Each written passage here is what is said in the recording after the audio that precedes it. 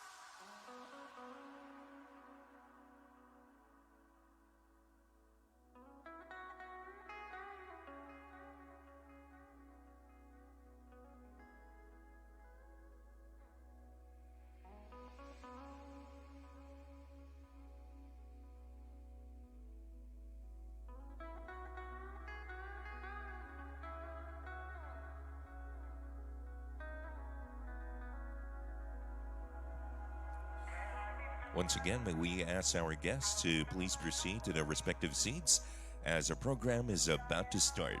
Thank you.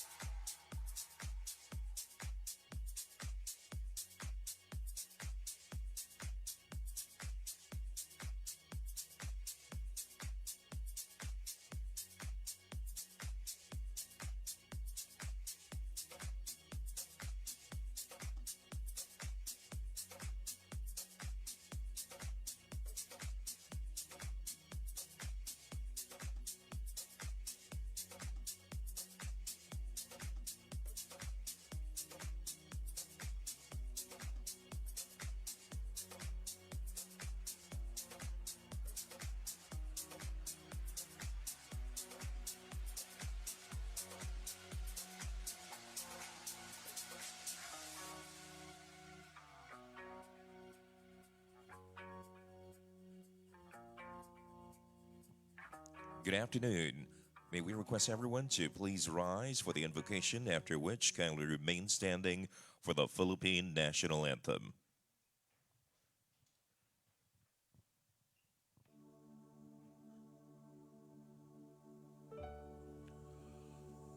Let us bow our heads and put ourselves in the holiness of God, the Father, the Son, and the Holy Spirit. Dear Almighty and ever-loving God, we glorify and thank Thee, your name. You have showered us with so much blessings, and your presence continuously remind us of your faithfulness and guidance. May we humbly ask you to shower our speakers today of your greatest inspiration, so that they may share the most of their knowledge, heart, and soul to their respective topics. May we also absorb the invaluable knowledge, experiences, and put it into practice, what we may learn today.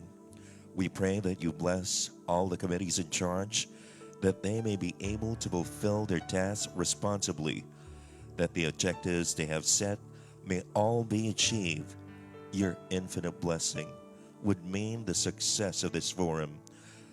May we be living witnesses of your genuine love through the enactment of the knowledge acquired through this activity.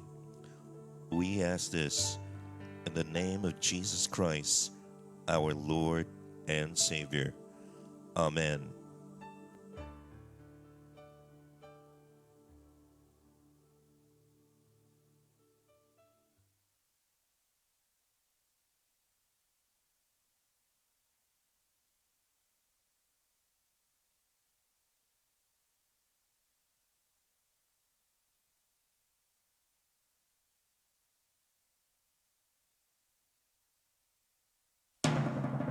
Bayang magiliw, perlas ng silanganan, alam ng puso, sa titik mo'y buhay.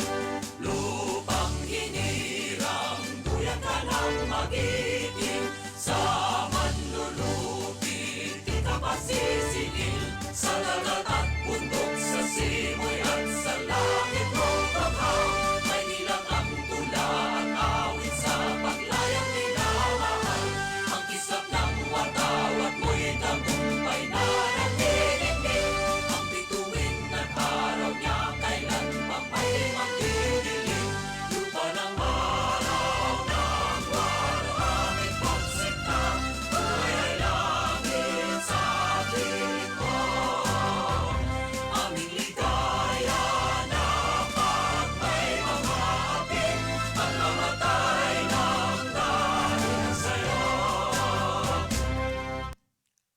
take your seats.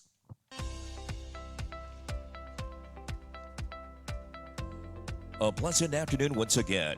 Volvo Philippines, in collaboration with Partnership of Clean Air, welcome you to this afternoon's The Future of Electric Forum at Globe Auditorium Maybank Performing Arts Theater. At this time, we ask that you please turn off your mobile phones or put them on silent mode. For the unlikely event of an emergency, please take a moment to locate the exit nearest to you. All right, let us now welcome one of our hosts for this afternoon, ladies and gentlemen.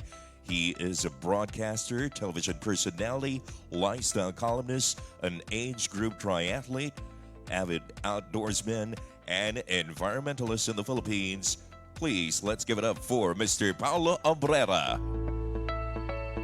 Good afternoon, everyone. Good afternoon.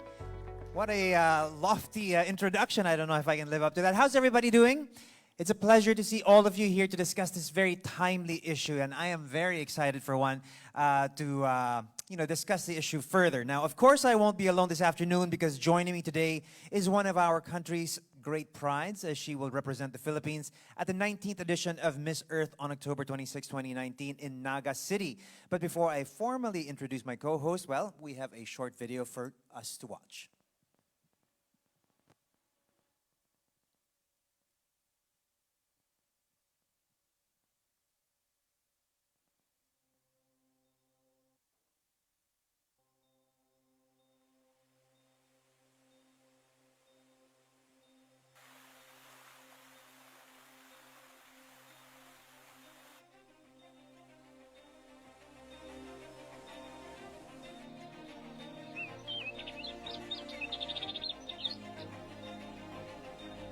We are all interconnected and interdependent. We are all part of a greater whole.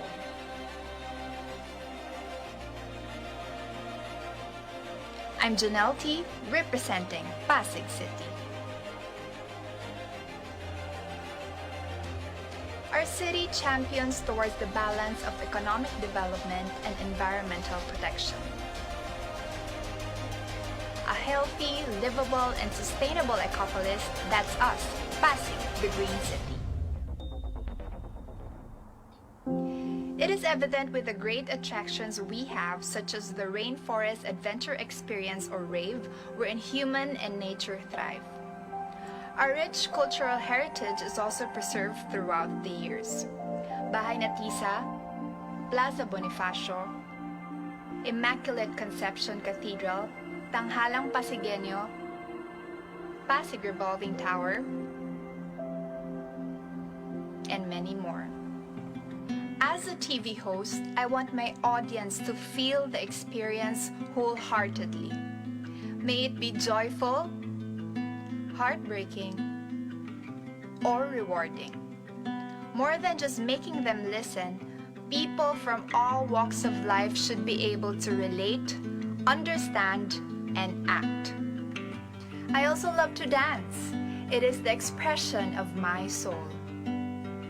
I've been working with a non-profit organization that lives to serve and make a significant impact in the areas of education, community development, and environment conservation.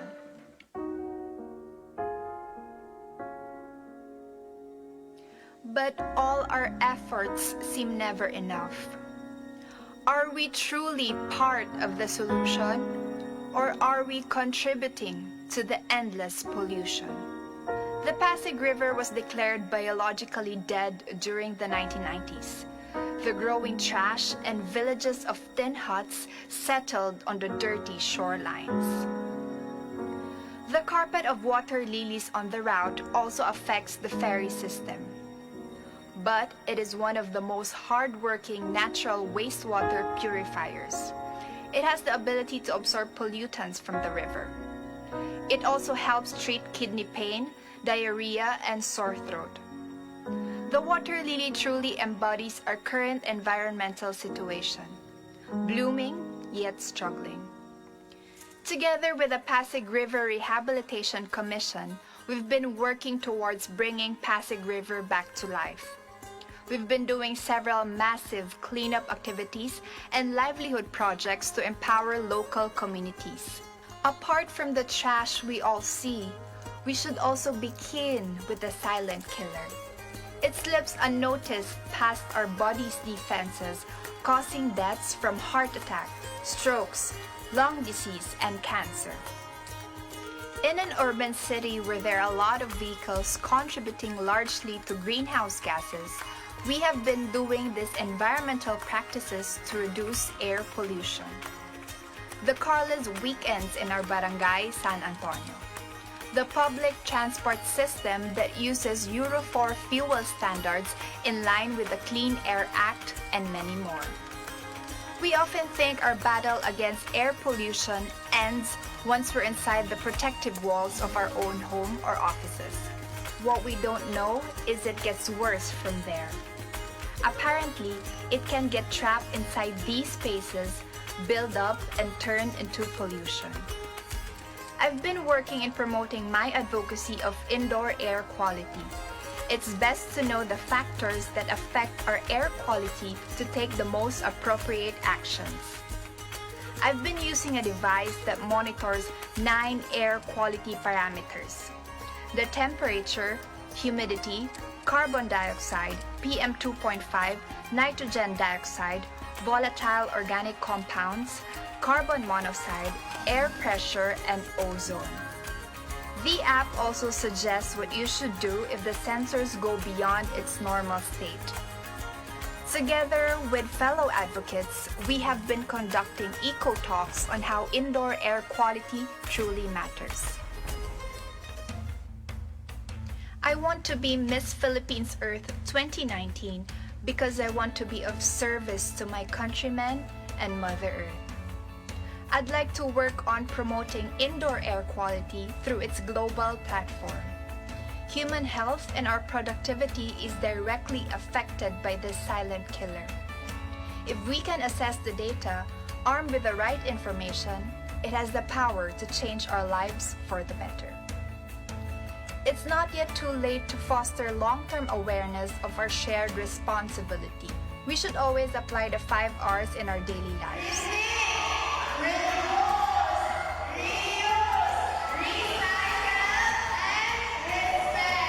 We should live and breathe it.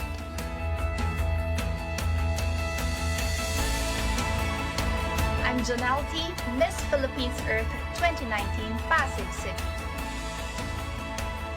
And I am Woman of the Earth.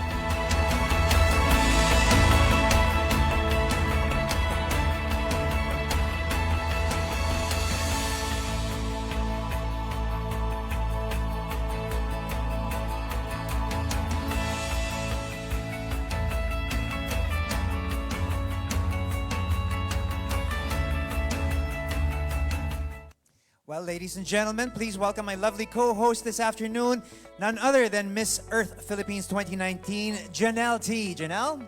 Yes, hello everyone. What a Good great message from that afternoon. video. Yeah, actually, you know what? Time flies so fast. It was just Pasig City and I'm representing the Philippines for the international competition. And I'm so happy, I'm so grateful to be here with you because I'll be learning a lot. We'll be learning a lot from our panelists for today. Actually, I'm looking forward to this discussion. It should really sort of help us move forward in this very important issue. So with that, I'd like to welcome you to Volvo and PCA's The Future of Electric Forum, A sustainability conference that will have important topics in environment, sustainability, air quality, and hybrid and e-vehicles. That's right. So like I said, a very important discussion, and we're kicking things off with, how would you say, a great discussion point, really. The idea, really, that you sort of advocate in your video is the idea of air quality and cleanliness air of our quality. air. Most especially now, it's very, very important with Right, what's you are. happening with all the forest fires that we have. Well, like we said, it is a great pleasure to be here with organizations and people who are advocates for the environment and who are truly committed to create a better society for the future. Now, what are some of the things that you're doing? I mean, we heard about your advocacy for cleaner air. What makes you such a strong advocate for cleaner air? Because we actually don't know that we think that we're safe indoors.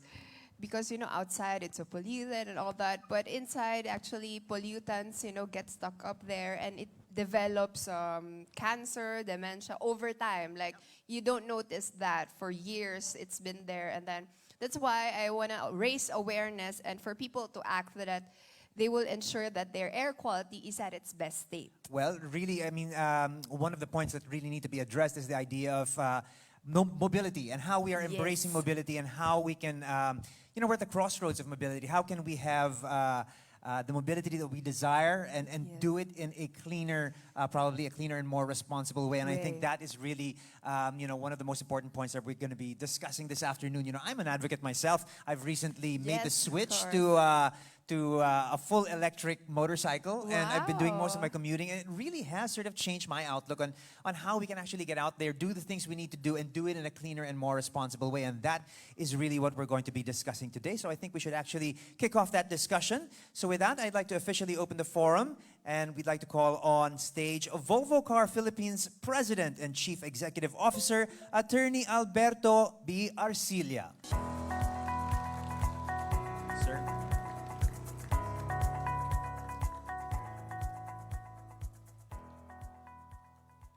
Yes, we dare. Yes, we dare to make a difference in the climate crisis that all of us are facing. We dare to continue looking for solutions to face the beginning of a mass extinction, as what 16-year-old Greta Thunberg from Sweden called it. We dare to make a change for the better, starting with how we create our cars. From a young Swedish girl telling it as it is to the faces of adult global leaders, we, the men and women behind the wheel of the Swedish brand Volvo, are all here to dare and make that difference. And that is the reason why we are here today. Not just to dream, but to take action towards a future that we can proudly leave behind to the youth of today and those that will come after. Today, I welcome you to a future that is plugged in. 5.25 trillion pieces of plastic trash in the ocean. 4.2 million deaths attributed to ambient air pollution. 412 parts per million, the current carbon dioxide levels in our atmosphere. The numbers are rising, the alarm bells are pealing. These are not just statistics. This is the reality that we are all facing today. This is something that we can no longer ignore. And as one of the world's leading car manufacturers, Volvo has always been cognizant of our part in environmental issues. That is the reason why we have incorporated care for the environment as one of our core values. As early as 1970s, Volvo had already made concrete steps in finding solutions to environmental challenges. Since then, Volvo has pushed the boundaries in addressing the environmental impact that our cars make. For us, this is a natural progression in terms of technology and a clear statement of our commitment towards sustainable mobility and the reduction of emissions. In Sweden, there is a word that means caring and consideration, omtanke. To us at Volvo, it also means to think again. Omtanke is at the heart of everything we do and prods us to rethink sustainability in our cars, our operations, and into society. Omtanke pushes us to protect what is important to people and the world we live in. Even before going green became the order of the day, Volvo has already been at the forefront of environmental efforts that have pledged to take on initiatives that fosters genuine environmental responsibility. This authentic mindset is what continues to drive us to develop and deploy environment-friendly technologies. As a founding member of the United Nations Global Compact, we have voluntarily committed ourselves to implement universal sustainable principles. Since the year 2000, Volvo has also endeavored to adhere to the 10 principles of the Global Compact.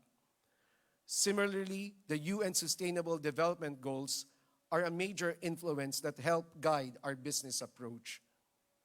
In 2017, Volvo became the first premium car manufacturer to declare an industry-leading commitment to electrify its whole Volvo model range, with fully electric cars making up half of our global sales by 2025. Electrified powertrains offers a range of benefits, from reducing emissions and fuel costs to delivering a more responsive acceleration feel on takeoff. 2025 is also our target year to be carbon neutral in all our manufacturing processes across the globe. At the same time, Volvo has also vowed that from 2025, at least 25% of the plastics used in every newly launched Volvo car will be made from recyclable materials. As an industry leader in sustainability, we have now brought to the Philippines our first range of TA twin-engine plug-in hybrids. A plug-in hybrid, also known as a PHEV, is a car that uses both conventional combustion engine and a battery-powered electric motor to provide power to the wheels. It is our hope that these Volvo plug-in hybrids can pave the way to a cleaner and safer mobility. Our electrified drivetrains take us closer to our goal of reducing emissions while still delivering effortless performance. These Volvos are literally vehicles of change that drive towards a world that we can all enjoy. These cars embody the future of electric mobility and thoughtfully designed features, sustainability in our source materials, and environmentally friendly technologies. Business cannot be as usual. Saving the world is not just the job of the government or environmental organizations. Our Congress, the Senate, has organized a new committee headed by Senator Pia Cayetano, the Committee on Sustainable Development, Goals, Innovation, and Future Thinking. She had always advocated sustainability and has filed 3 bills in Congress: the National Bicycle Act, Sustainable Transportation Act, and Sustainable Cities Act. She shares our vision to have a collective effort among nations, public and private communities, corporations, and industries. Each one of us has a role to play, and we need to fill those shoes now, no matter how near or far it takes us. I would like to take this chance to thank our partners. Partnership for Clean Air, with their president, Mr. Rene Pineda, for helping us organize this forum. I would like to also thank and extend our appreciation to Clean Air Asia through their transport program coordinator, Ms. Kathleen Dematera, for the support of the Department of Transportation, our colleagues at Volvo Car Corporation, Mr. Jacob Olsen, Volvo Cars Asia Pacific Market Area Director, and Mr. Nicholas Bratt, Director of Propulsion Energy Systems at Volvo Asia Pacific, who is in charge of a wide range of technical areas, including high-voltage traction batteries and charging systems for both plug-in hybrids and pure electric vehicles. A special thanks to a good friend from way back, a colleague in the legal profession, Attorney Michael Toledo, Managing Director of MVP Group of Companies, Media Bureau, Chief Operating Officer, Silangan Mindanao Mining Company, Incorporated, Senior Vice President for Public and Regulatory Affairs of Felix Mining Corporation, and a prolific columnist and TV host, among other notable positions. And of course, to His Excellency, Honorable Ambassador Harold Fries of the Swedish Embassy of Manila. To our esteemed guests, your presence here today, as well as our dedication to seeking solutions that will help save our planet, is very much appreciated. And to all our guests who have taken the time to join us this afternoon, thank you.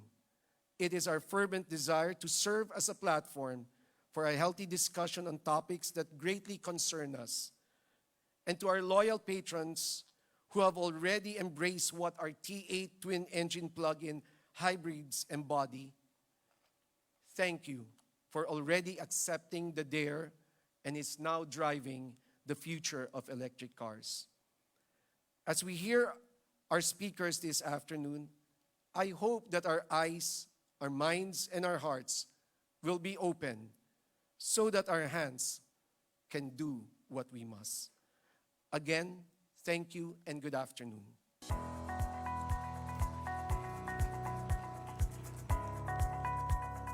Thank you very much. Thank you so much, Attorney Arcilia. What a very fitting, opening to this discussion that we're going to be having here. And of course, we're going to be welcoming another special guest on stage, aren't we, Yes, Janelle? we're going to welcome, joining us on stage for a special message again. Let us give a warm round of applause for the Swedish ambassador to the Philippines, His Excellency Harold Fries.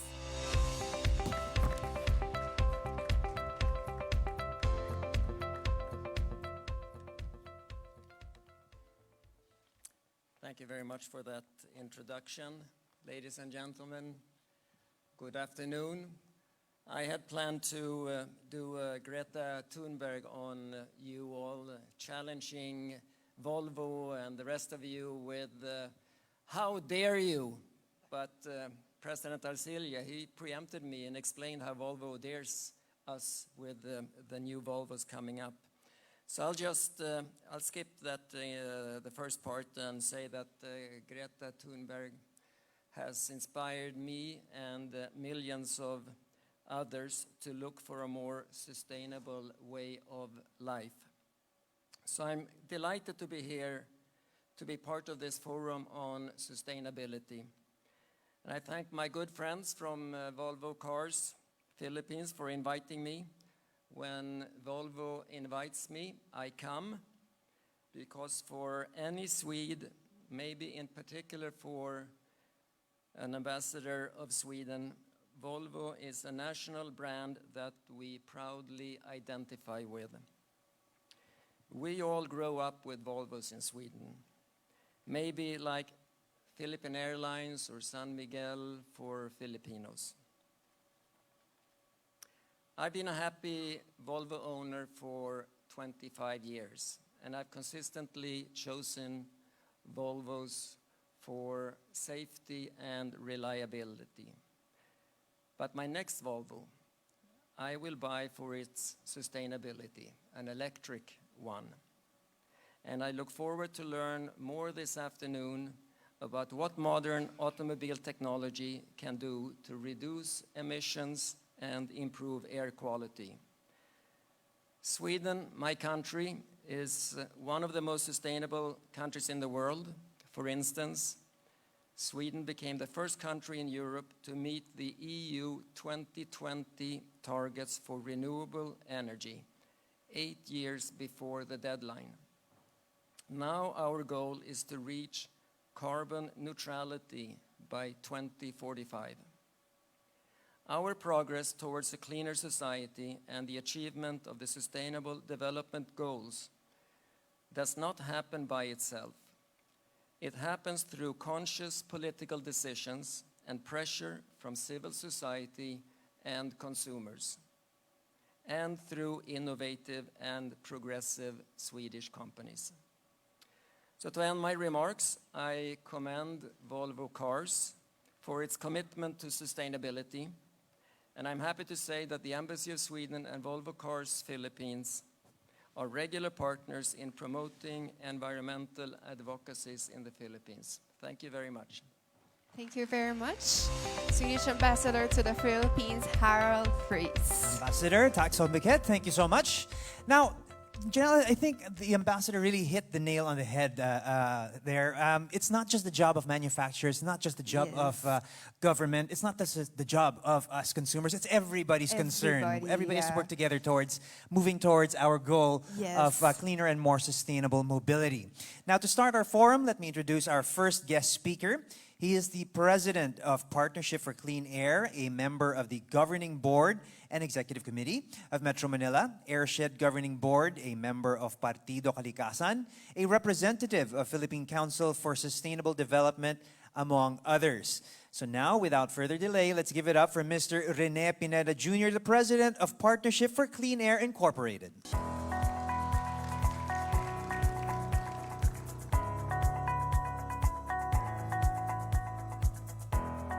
Thank you very much, Your Excellency, Ambassador Harold Fries, Volvo Philippines President Attorney Arcelia, good friends and colleagues, good afternoon. The Philippine Constitution provides that the liberty of abode and travel shall not be impaired except upon lawful order of the court, or where necessary in the interest of national security, public safety, or public health. With that legal backdrop, can the government order the relocation of populations from urban centers to rural areas because of the concomitant dangers to lives posed by the overexceedance of the carrying capacities of urban centers to sustain life? Although that is highly impossible to happen in the Philippines, the answer is yes. Let's look at the numbers. In 2015, 51.2% of the total population of the Philippines lives in urban areas. From a little over 1 million as the total number of registered vehicles in 1981, we now have 11.6 million last year. And even if we apply the law of attrition for the last 37 years, the numbers are still staggering. That's a whopping 1,053% increase over the last 37 years, or 28.45% every year. The National Capital Region has the greatest number of vehicles with 2.8 million, followed by Region 4A with 1.5 million, and Region 3 with 1.3 million.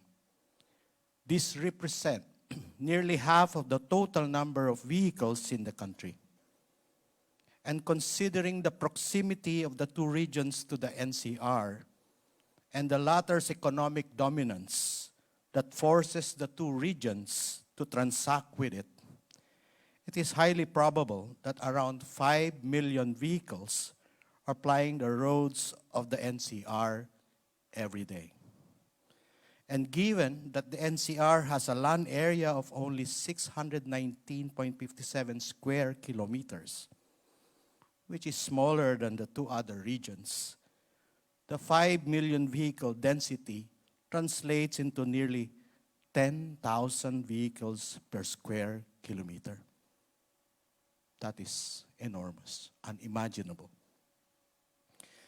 Data also says that nearly 80% of the total number of vehicles is private, with almost 85% of the total road trips is conveyed by public transportation.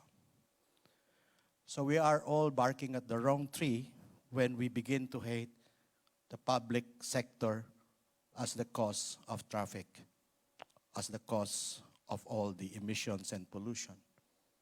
They only comprise less than 20% of the total number of vehicles. We are the most likely culprit if we own private cars, and we are all in our lonesome in our cars traversing the roads of Metro Manila.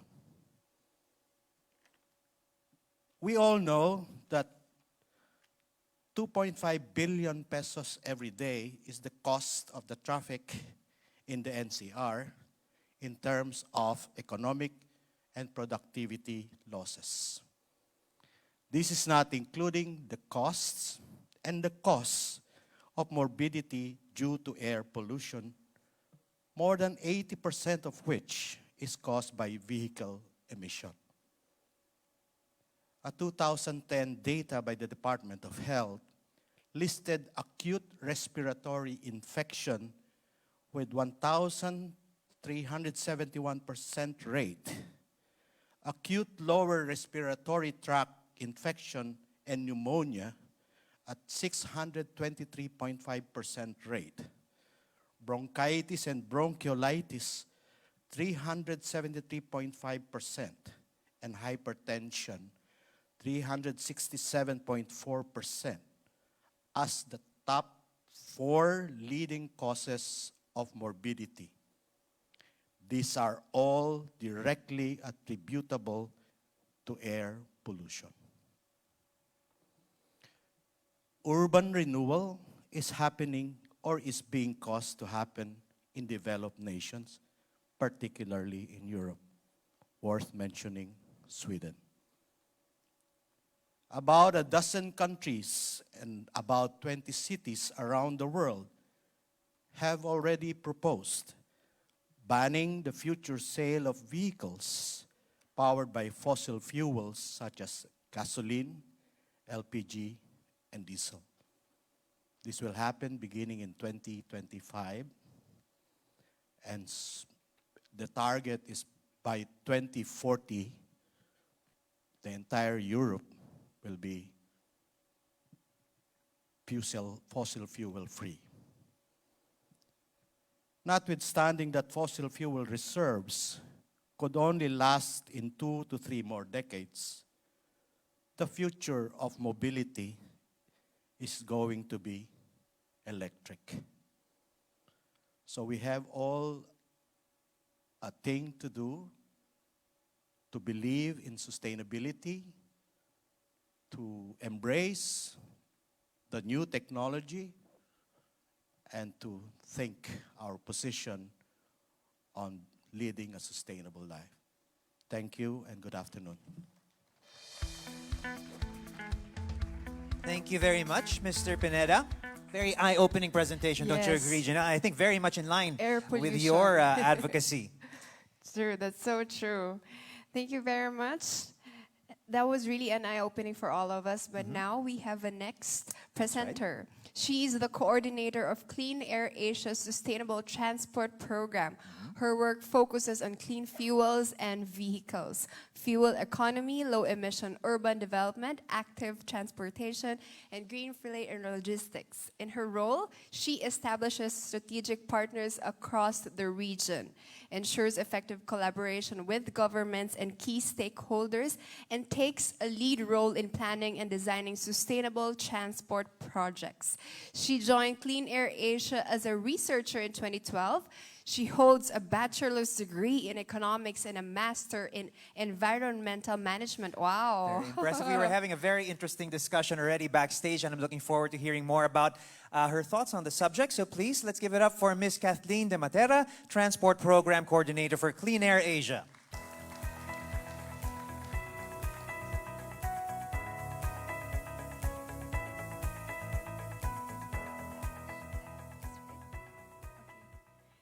Good afternoon, distinguished guest, President Arcilia, and His Excellency Harold Fries, and Sir Rene Pineda.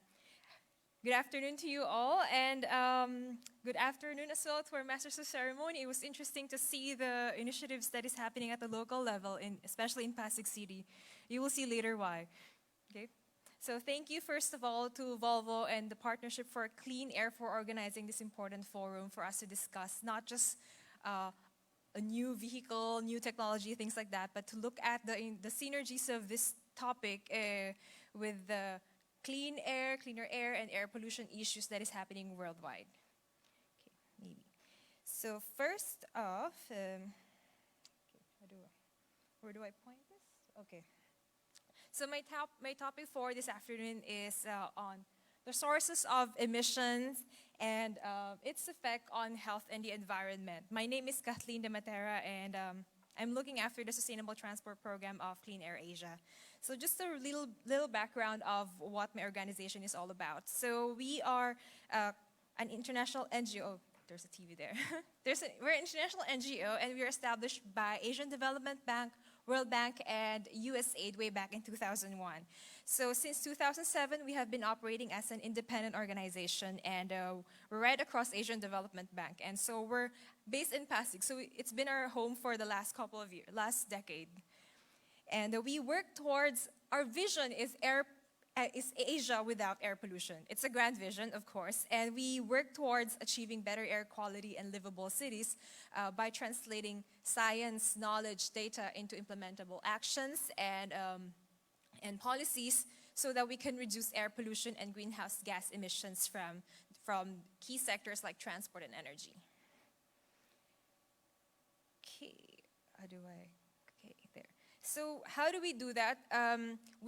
Of course, we inform stakeholders about air pollution. It's linked to climate change and sustainability.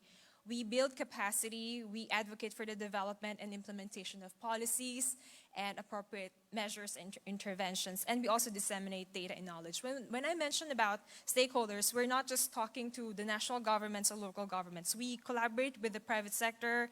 We collaborate with, example, vehicle manufacturers and importers. We make sure that we also engage into the discussion. The oil industry, they're very important industry also, a private sector group. And we also collaborate with the fellow non-government organizations and civil society organizations and the public.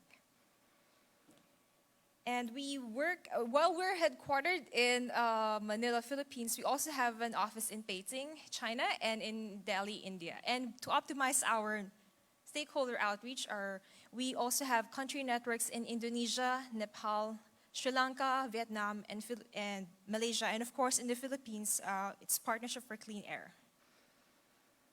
So we work on two major programs, and our focus areas are listed on the screen. So it's Air Quality and Climate Change and Sustainable Transport Program. And we work in clean air action planning at the city level. You will see here. Okay, does this work? Okay. It's okay. And we work on communication and raising public awareness. And for Sustainable Transport Program, I want to shift the discussion to that.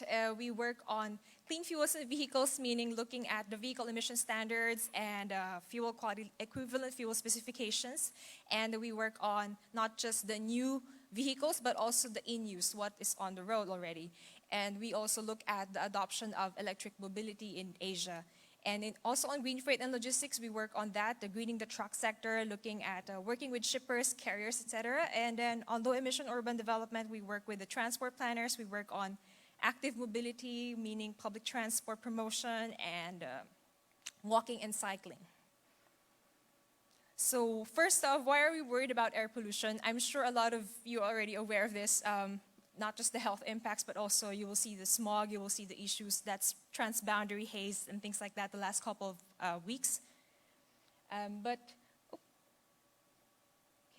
Just a quick overview. They're quite small to see, but air pollution is the 5th leading global risk factor for premature deaths. And it's contributing to a lot of health issues such as heart disease, chronic respiratory diseases, lung infection, and cancer. And as you have seen earlier in the earlier presentation, is that global air pollution is also associated with millions of deaths globally. And of course, the burden of impact is mostly in Asia. Okay. 6 out of 10 developing Asian cities are still at risk from the health impacts of exposure to PM 2.5. You will see later how small PM 2.5 is. There's a really interesting slide here that shows you how small it is.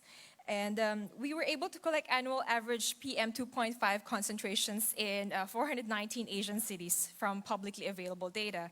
And data for the last available year in the period of 2007 to 2017 were analyzed vis-a-vis compliance with the World Health Organization's air quality guideline value and interim targets. And so it's very difficult because it's a big issue because developed cities usually have demonstrated better air quality management, while developing cities or emerging economies, our cities don't have the necessary tools or the knowledge to manage air pollution. Oh, there, okay. Populations living in 98% of 419 Asian cities are at risk from the health impacts of PM 2.5 exposure. So what basically do cities have to do to manage air pollution? First, okay, you must know the sources of pollution. So because it's important to know the sources of air pollution so that you can come up with your clean air action plan. And that's usually our message to the local government. And the way that we do that is we will come up with an air pollutant emission inventory, which is like a comprehensive listing of amounts of air pollutants already emitted by various sources in a geographic area in a specific time. But what will that information reveal? Usually it's the traffic emissions that will remain as the most dominant source of urban PM 2.5 in most parts of Asia. You see that as depicted by the yellow on the screen graph. Of course, there are other sources of air pollution, not just the transport. You have the issues on power plants, household fires, factories, crop burning, municipal waste, and dust. It's not just transport, but for now we'll just focus on transport because you will see there are a lot of other implications from this sector. One of which, why is it alarming globally? Because it accounts for more than half of global NOx emissions, more than a quarter of all CO emissions or carbon monoxide emissions, almost a quarter of volatile organic compounds emissions, and a substantial shares of sulfur dioxide and particulate matter emissions. This is the interesting slide. So imagine that your hair is about 50 to 70 microns in diameter, and PM 2.5 is 2.5 of the 50 or 70 microns per diameter. So it's so small, you won't imagine that it's already accumulating in your lungs. So that's quite alarming because not a lot of people will see that, oh, the air is clean today, so I feel I'm safe, but it's, there's data to say that it's probably not as safe as you think.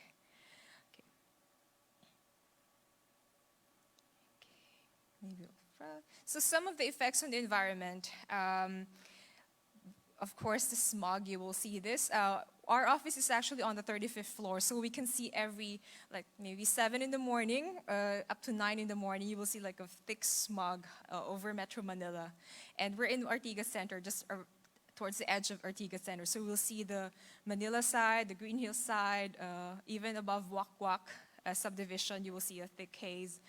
So we're not all safe, even if we're living in a very a street with a tree-lined streets, etc. So we're not that safe because you will still have smog.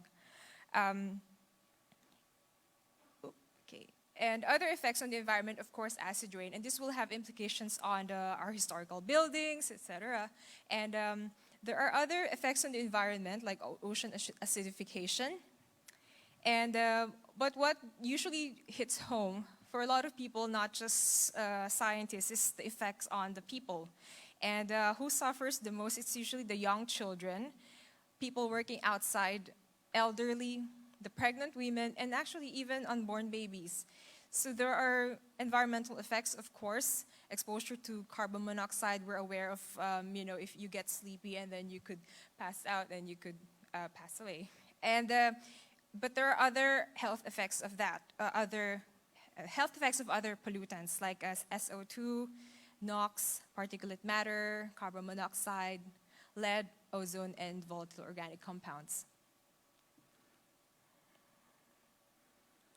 So this one is coming from the UN Environment. They are they're highlighting that there are actually growing scientific evidence on health impacts of air pollution. You will see that constantly if you follow the news on air pollution. Even pregnant women will suffer from preterm births, could potentially suffer from preterm births if they're exposed to high levels of air pollution over time.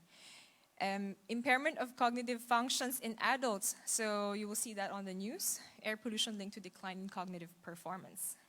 And of course, diabetes. So what does it mean for the transport sector? There are already progress that is happening in the transport sector. Like we're starting to track the vehicle emission standards. A lot of organizations are doing this, so it's a global effort to ensure that there are more stringent vehicle emission standards and equivalent fuel specifications. Okay. So this one is important because in relation to vehicle emission standards, the allowable sulfur levels in diesel in Asian countries can reflect the amount of pollutant emissions in the atmosphere, given that sulfur is a precursor to the formation of particulate matter. In other countries, they have done a really interesting research, like in Bangkok, when they move towards more stringent vehicle emission standards like Euro 4 or Euro 6, they saw a significant decline in the PM, particulate matter, and sulfur dioxide, and other key criteria pollutants. And of course, there are continued efforts to improve fuels and vehicles at the regional level. So the ASEAN region has become one of the world's most important or largest car and motorcycle markets as vehicle ownership grows together with the economic growth. And so it's only fitting to have a regional action plan. So against that background, the Kuala Lumpur Transport Strategic Plan was developed back in 2015, and it says there are clauses there that looks at the fuels and vehicles. So they say that we have to formulate a regional policy framework, and that we have to look at the fuel economy policies and policies towards cleaner fuels and vehicles. When we say fuel economy, if some of you are not familiar, it's more of the energy performance of the vehicle measured in liters per 100 kilometers or kilometers per liter. And so after they talked about this in 2015, years later, there's been a roadmap that's developed that called the ASEAN Fuel Economy Roadmap. They have a vision to transform the ASEAN light-duty vehicle market into one of the world's most efficient by 2025. And the goal is to make sure that by then, by 2025, the cars here are running at, 5.3 liters per 100 kilometers by then, or that's about 19-20 kilometers per liter. And this is important for the Philippines because we also see, this graph is important for us because there's going to be an increased transport activity together with our economic growth. So you will see here on the leftmost is that 22%, the transport sector globally contributes 22% to global energy-related emissions. 73% of which are coming from road transport sector, which is evenly split between the heavy duty or the trucks and the light duty vehicles. And energy consumption in transport globally is that we see here that there's an increasing focus on the light duty vehicles. It's depicted by the dark green on the graph. And there's this unit called the motorization rate, or the number of vehicles per 1,000 inhabitants. And you can see here on the graph that in OECD countries, the increase is actually tapering or stabilizing, but it shows that in non-OECD countries, there's going to be a substantial increase over the next couple of years, decades. So that means there's an opportunity for energy efficiency, green economy, innovation in these areas. Okay. And there's also, from the climate change perspective and global discussions on the transport sector's contribution to climate change, they're saying that transport needs to contribute 18% to global carbon emission reductions to reach a 2-degree scenario. So accelerated improvement in the transport sector is important. And that is where a lot of the discussions on electric mobility are starting to come in. And this is the other graph.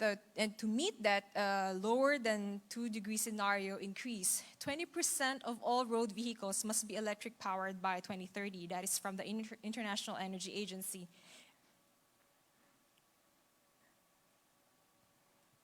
UN Environment came up with 25 clean air measures for Asia Pacific. They launched this last year.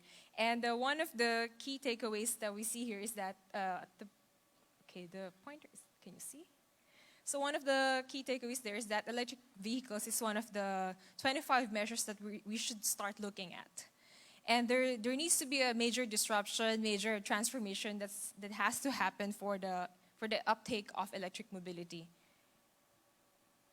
And it's not just about cars. So when we're in Asia, we're not just looking at electric mobility in terms of cars or four-wheelers, but there are other areas that we should start looking at, especially with the influx of the two-wheelers here. You can see here on the screen the second car. It's the four-stroke motorcycle. So they're also a substantial contributor to emissions. And, okay, maybe I'll forward this. There's the one. Electric 2 and 3-wheelers, for example, they're economically viable. It's easy for people to purchase 2 and 3-wheelers. And it's also easy for people to lose trust in the technology altogether if their 2 and 3-wheelers are not working properly. So there's a good opportunity in the 2 and 3-wheelers. And it's technically mature.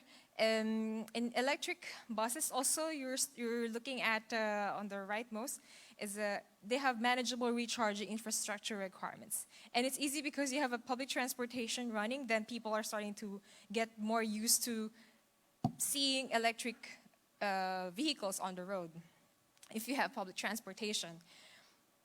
And what they're doing, by the way, from the UN Environment, so Cleaner Asia is one of the regional partners of UN Environment in pushing for electric mobility in ASEAN. And they're looking at the promoting policy development, providing technical support and training, establishing and supporting partnerships to support electrification of personal and public transport and freight. Okay, forward. So here, this is the one that we're doing in the Philippines. So we're supporting the regional level, to develop the ASEAN Electric 2 and 3-wheeler guidelines. The goal here is not just to focus on electric 2 and 3-wheelers, as you will see later, but to kickstart the discussion on electric mobility with other ASEAN countries. And for example, if you've seen Vietnam, you will see on the road of Vietnam, it's 80% all two-wheelers. And there's a great opportunity also in the Philippines because we're seeing the influx of two-wheelers in the Philippines, I'm sure. And so right now we're starting to gather the ASEAN EV associations in the region to talk about coming up with the 2 and 3-wheeler guidelines. And we aim to have a draft within 6 months, early next year. And the goal is to understand the barriers that are being encountered in the development and implementation of standards. And also another support at the regional level is coming up with an electric mobility database and analysis on policies. So we really want to look at what are the gaps, why is it taking off in another country, why is it not taking off here, what are the needs on the financial aspect, what are fiscal aspect, what are the needs from the market, what are the needs from the industry, what are the needs now of the people. Of course, the people just want a cheaper car, but what does it mean for the policymakers to be able to provide them with that? So those are the things that we want to understand. So the goal here is to develop a database, of course, of existing national policies and legislation on electric mobility in Southeast Asia. We're just going to focus on the 10 Southeast Asian countries. And of course, we want to come up with a report on the challenges and opportunities within the next 6 months also. And we'll hopefully be able to share that and circulate that to a wider audience. And we're working together with the EV associations in the ASEAN and also the government sector, specifically those who are looking after the standards in these countries. They know that there's a need, but they just don't know what are the policies that are applicable or transferable to our country context. Another country's issues and solutions will not be the same as the Philippines. So that's important for us to facilitate that discussions amongst the 10 ASEAN countries. And in the Philippines, now this is the exciting part, is that in Pasig City, we're actually launching a pilot this November. That's the goal. This is November. And we want to integrate the electric 2 and 3-wheelers into urban transport modes. But like I said, that we're not just looking at the 2 and 3-wheelers. And the whole project now is looking at these baseline development. We want to characterize or understand the 2 and 3-wheeler fleets. But we also want to understand the national electricity generation so that it also covers all modes of transport, the local manufacturing potential, and we're also conducting at the moment technical studies to look at the electric mobility potential in the Philippines. And second component of that is that we want to understand what are the missing policies? There are some gaps in the regulations. Why are they banning this and that? What is their stand? And what should we do about it?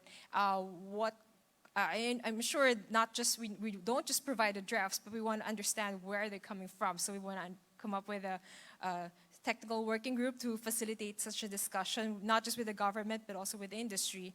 And so we are starting to do that now. And we want to look at fiscal incentives, registration policies, perhaps, and other non-fiscal incentives that the government may be able to provide, and what is being done in other countries. What are the best practices, and how can we transfer that to a local setting? And of course, the last is we want to see how this will all come up together and pilot. Let's try to pilot an electric 2 and 3-wheeler. So the launch is actually going to be with the Philippine Postal Corporation.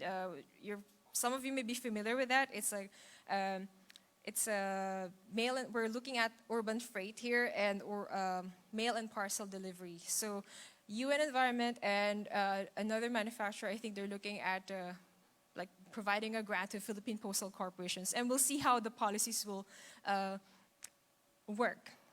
And that's the goal. But another one is we want to look at the capacity building. We want to look at electric four-wheelers also, if they're going to and scale it up to look at maybe merchandise delivery or parcel delivery using a bigger vehicle. What do they need? What capacity technical capacity would Philippine Postal Corporation need? And local governments also, what would Pasig City local government units need?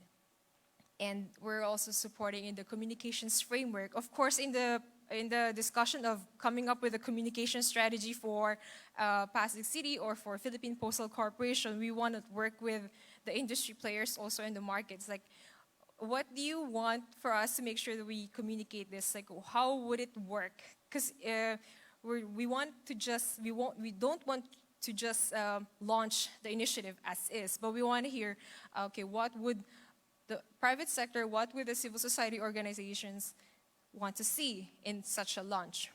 Okay, so that's part of the capacity building and the communication strategy, and also the training tools that we would like to provide the local governments.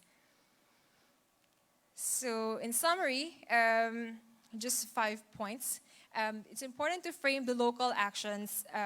This is our learning over the last couple of years. It's important to frame the local actions or cleaner action plans in the cities as opportunities for more local action on sustainable transportation. It could be on the land transport planning. It could be on the charge infrastructure planning for these kinds of support. That would be quite important at the local level. And secondly, there should be proactive media coverage of air pollution episodes. We realize that it's important to alarm everybody on the issues of air pollution. You know how the discussions of, on the Facebook, you will see some 2-minute videos of very impactful, emotional kind of videos. We think that has been working. And so we'll see how that will go. But the media will have to have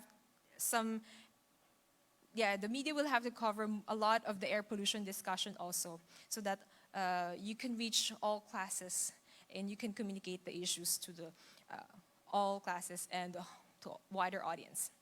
The third is that electric mobility should be underpinned with strong land use and transport planning and effective transportation demand management. It's not just a quick solution that we want to provide.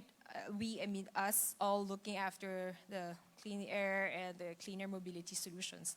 But it's important to make sure that, because transport planning is a long-term solution, it's once you have to start planning a city when you want to have a city in 20 years' time, things like that. So transport planning is important. Setting up the right infrastructure is important, so that you don't just put band-aid solutions every now and then. The fourth point is that electrification should also look at public transport and freight. So while we realize that a lot of people are saying, okay, we want to do this, but we're not seeing any efforts from the public transport, which is like a public service. So we also want to see that for us to be able to trust the technology, for us to be able to test and feel how it feels to be riding those electric vehicles. So there's some discussions also on that. So we learned that, okay, we have to start making sure that, okay, government fleets, maybe you have to come up with a mandate or a target at some point in the future that maybe 20%, 50% of your government fleets will be electric vehicles, things like that. That has been happening in other countries also. And the last is that we need to integrate, rationalize, and focus on fiscal and non-fiscal policies to support electric mobility and renewable energy. So in all of our efforts, we have to make sure that it's not just fiscal that we're looking after, but also non-fiscal incentives so that people can feel that it's easier to acquire such newer technologies and easier to acquire, own, and use such new technologies. So that's the end of my presentation. Thank you all. And good afternoon. Thank you, Kathleen. Very interesting discussion. Janelle? Yes. PM 2.5, that's a little frightening. Particulate matter 2.5 yeah. microns, was it? It's tiny. It's beyond, Yes, beyond the what the body human eye can actually see. see. You need a special gadget, a microscope, whatever. But it's out there. It's getting into our bodies and it's causing It's us health dangerous. issues and health concerns. Seems like a lot of doom and gloom, but certainly there is some hope along the way, isn't there? Yes, and I'm so grateful that we are all doing our part on doing what we need to do for the environment. We're shifting into, being eco-friendly. We have to have it as a habit and a lifestyle as well. That's right, that's true. Well, we're going to be hearing a little bit more about solutions, particularly from the manufacturer side. So ladies and gentlemen, let's give a warm round of applause to Volvo Asia Pacific Director of Energy Propulsion Systems, Mr. Nicholas Bratt.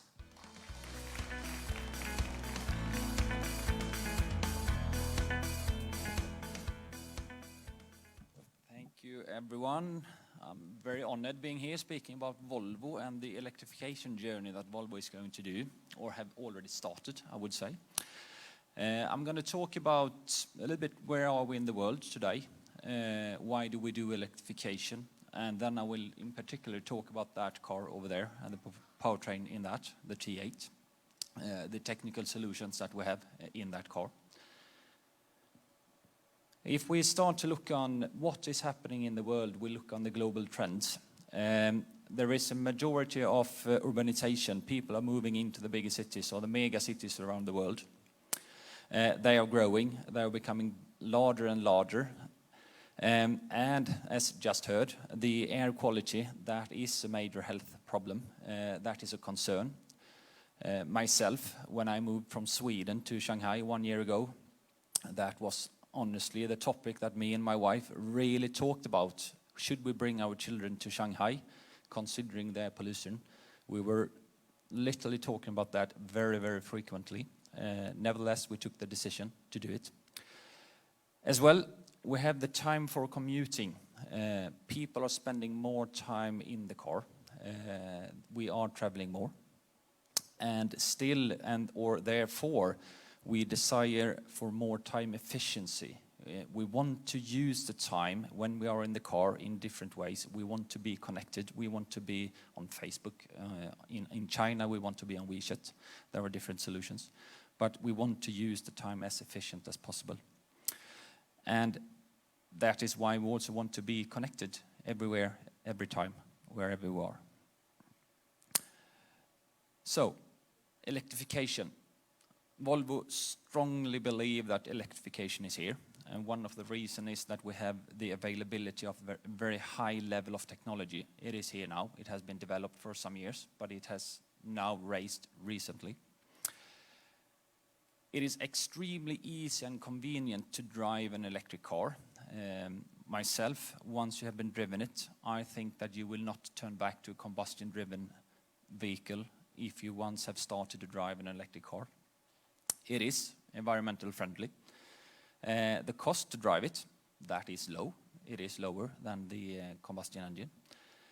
And it is excellent if you're a person really like driving cars. The performance in an electric car is much better than in a combustion engine. And for sure, it's also silent. And if you're going to spend more time into the vehicle, you want to be silent there.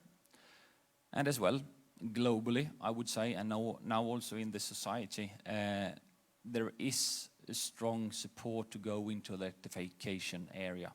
We can see that not only within our Volvo company, but also with other OEMs and competitors. They are talking and launching much more vehicles.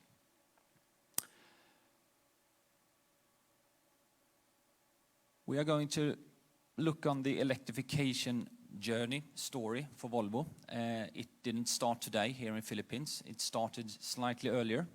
Already in 1976, I tried to confirm that with my colleagues back in Sweden, whether we did 1 or 2 prototypes car, but I did not manage to get that confirmed, but at least we did one. It was fully electric car, and it was drivable, but it was not used in the public, I can assure you. We continued. We made one in 1992, and this was a series hybrid, and it was a concept car for the first S80 car, and it was called Environmental Concept Car. We continued in 2001 developing a prototype car with an ISG, integrated starter and generator propulsed engine with 42 volts.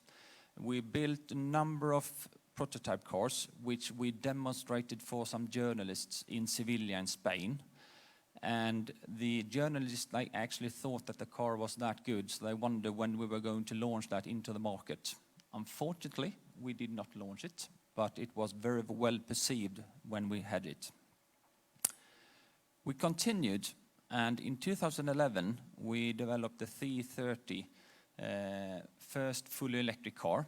This was a very low volume number of cars, and that was only available for leasing, but still it was used among some of our customers, and I think it was also globally. Some cars was in Shanghai, I think. We continued in 2012, and this car, I must say, is very close to my heart because I was responsible for the propulsion in that program, so I was very keen or developed into that program. It was the V60 diesel plug-in hybrid, and this was the world's first diesel plug-in hybrid, and it was launched in 2012. The architecture or the powertrain solution that we developed into that V60 plug-in hybrid, that was later on then evolved and developed into the future cars. We continued to use that into the S60L petrol plug-in hybrid, and then we continued to launch that into our existing XC90, S90 V90, XC60. We have made some adjustments onto that architecture of plug-in, and then we introduced that also into the XC40, which is a powertrain that is coming here into the Philippines. As was mentioned earlier, there is a word within Swedish that is called omtanke. That is one of our core values within Volvo, and that means that we care about people. We are very humanistic-centric, I would say. We care about people not only in the car, outside the car, wherever.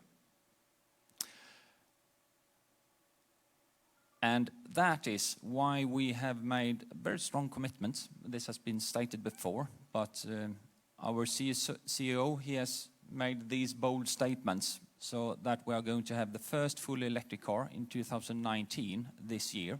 It has been launched. It's launched under the brand Polestar, and it's already started to sell, but it's going to be started to produce next year. All new models from this year and onwards, they will have an electric motor assembled or mounted onto the combustion engine. And in 2025, we will have 50% of our annual sales volume to be fully electric BEV cars. The solution for this is, we call it, or our CEO, he calls it brake recovery. In normal terms, it's the mild hybrid. It's a solution utilizing a 48-volt system mounted onto the combustion engine. We also have the twin engine, as we have here, where we have high voltage traction battery of 400 volts, and in normal terms it's plug-in hybrid, as I said. And then we have the pure, that is a full electric vehicle called a battery electric vehicle as well. So these are the solutions to this commitment. The powertrain that is within this car here, it's called T8. It's a twin engine, a plug-in hybrid. You can see the performance numbers here for the XC90, XC60 and S90. It has a power over 400 horsepower. The CO2 level varies between the models, but it's range from 46 to 61 gram per kilometers. The acceleration values is, from my perspective, very good considering the size of the car. And the electric range is 50 kilometers for all models. Some technology. So how is this based? It's an extremely highly technical powertrain. It consists of the high voltage lithium-ion battery in the middle. It's mounted in the tunnel, centered. We have an electric rear axle on the rear wheels, and with its power electronics. In the front, we have the internal combustion engine. Mounted on that one, we have an electrical AC, so you can cool down the vehicle even though you're driving in pure electric. In between the automatic transmission and the combustion engine, we have the crankshaft mounted integrated starter and generator. And then we have the automatic transmission, which is adjusted to this powertrain, enabling to drive in full electric. The battery, it's a lithium-ion, as I said. It consists of 96 cells. The total energy is 11.6 kilowatt hours. The voltage range is between 270 to 400 volts, and the power is at maximum 65 kilowatts. These 96 cells, they are grouped into 6 modules, and it's water-cooled to have the correct temperature of the battery. This manual service disconnect, it's a solution for our servers or mechanics out in the workshops to disconnect the high voltage when they are working with a vehicle. And we have continuous temperature and charge status monitoring because we want to have the charging level and the temperature very correct in the battery to have the life length of it. And as I said, it's mounted very optimal in the center of the vehicle to not affect the compartment. The E-Rad is mounted in the rear wheels. It's used for the electric drive. It's also used when you're driving with a combustion engine to make a power boost if you accelerate. It's also used for the very efficient all-wheel drive system. And it's also used when you're braking the vehicle, so you can recover the energy in the vehicle into the battery once you're braking. It has also a disconnect clutch. That means that when you're driving the combustion engine, we disconnect the electrical motor from the wheels, so we are not consuming any energy rotating the electrical machine when you're driving on the combustion engine. This as well is water-cooled, and the power is 65 kilowatts, and the torque is 240 newton meters. The crank ISG, as it's called, or crankshaft integrated starter generator. It's mounted here, you can see, in between the gearbox to the right and the combustion engine to the left. It's a generator, so you can charge the battery with this generator. It's also starter, so you get very quick combustion engine starts when you need to start the combustion engine during a takeoff or something like that. It's also used when you are accelerating in terms of power boost. And it has a power of 34 kilowatts, and the torque is 150 newton meters. And this one is as well water-cooled. Talking about cooling systems, in a normal combustion engine, we have only one cooling system. But due to that, the traction battery would like to have a temperature range in between 20 to 35 degrees to have the optimal life length of the battery. We have a separate cooling system for the battery. The electrical machine, the E-Red, and also the electronics controlling the E-Red and the crank ISG, that has a slightly higher operating temperature than the battery, but lower than the combustion engine. So therefore, we have a third cooling circuit just optimized for that or those components. Talking about this twin engine, when we launched the first plug-in hybrid, the V60 diesel plug-in hybrid, we talked about 3 cars in one. We talk about the pure, when you drive on pure electric. We talk about hybrid, when it's optimized for fuel consumption and power performance. And we talk about the power, when the driver would like to have as much power as possible, as fun as possible to drive. So if you buy a car like this, you basically get 3 cars into one, and it's your choice to choose which one you would like to drive for that specific day. The pure mode, as I said, that enables you as a driver to drive as far as possible in electric mode in city traffic. The hybrid mode, that is the default mode, so when you start the car, that is always turned on. And that is with the best compromise between performance and fuel consumption.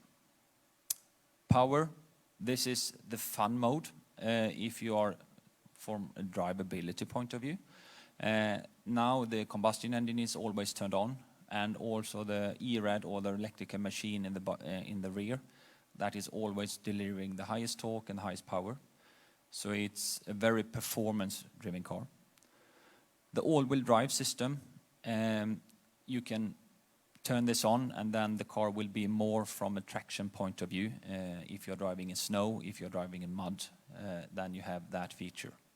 And then we have the last one, it's called save or hold. That means that if you activate that, you can save the power in the battery to be used later on. So basically, if you're driving on highway between 2 cities and you want to use the electricity within the cities rather than on the highway, then you can push the save or the hold mode, and you will save the energy within the battery until you turn it off. All of these functions can either be activated by the scroll wheel on the center stack or by the touchscreen in the center stack as well. So how does it work in the car?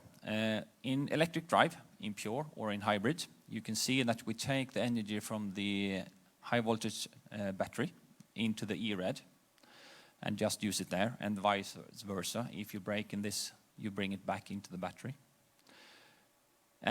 In this, when you brake, you bring it back into the battery. In combustion, like when you have the combustion engine turned on, you try to charge the battery if you put into the charge mode. Otherwise, we just try to keep the charging level in the battery at a constant level. We have the power. And here you can see that the combustion engine is delivering power or torque to the front wheels, and the battery and the electrical machine in the rear delivers powers and torque to the rear wheels. And it's the same with all-wheel drive, but here also the crank ISG is providing power to the rear wheels as well. That was what I was going to talk about. Thank you. Thank you. Thank you very much, Mr. Brett. Very interesting discussion, wasn't it, Janelle? Yes, it is. You know, for a while, it was a little bit sobering, all those facts and figures about air pollution out there. And finally, now we're talking about solutions, things that we can look forward to. And it's nice to see brands like Volvo really coming to the forefront of coming up with solutions to our, charge towards more sustainable mobility. Yes, and I hope we could use that. All of us will use that kind Looking of forward, car. I think we are moving closer and closer to that. In fact, to further that discussion, I think, on the idea of more and more of us getting into electrical or electric mobility, I should say, we have one final presenter. Let's all welcome Volvo Asia Pacific Market Area Director, Mr. Jacob Olsen.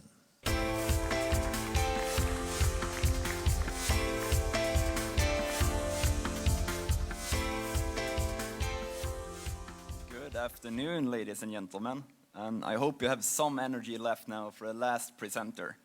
I can promise you I'm not going to talk for too long time. I just want to mention a little bit about our commercial business as well and how committed we at Volvo Cars actually are to electrification and sustainability.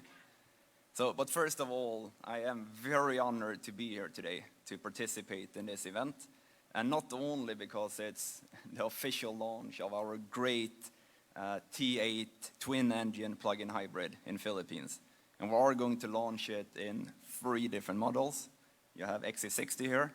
Outside you can also have a look at the XC90, which is the big SUV. And then we have the S90, the big sedan, a very beautiful car. But it's also, for me, very special because for Volvo, sustainability and electrification is in the core of our business. It's in the very core of our business. So I want to show you a video featuring our President and CEO, Håkan Samuelsson, and also our Chief Technology Officer, Henrik Gren.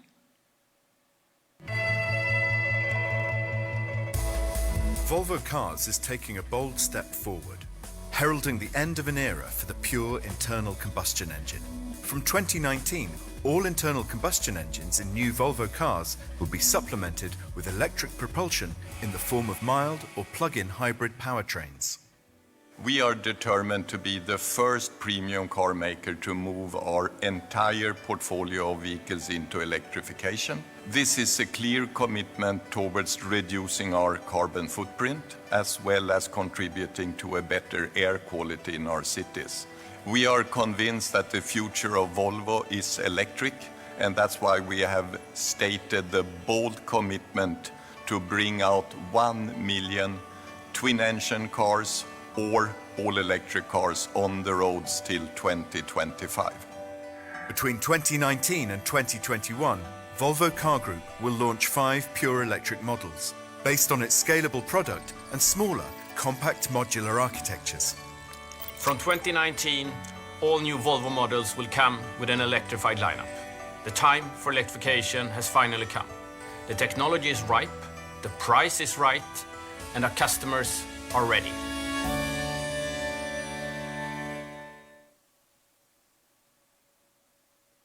So for Volvo, the future is very much electric. We are very committed. And I mean, as Håkan here said, it is all about electrification going forward.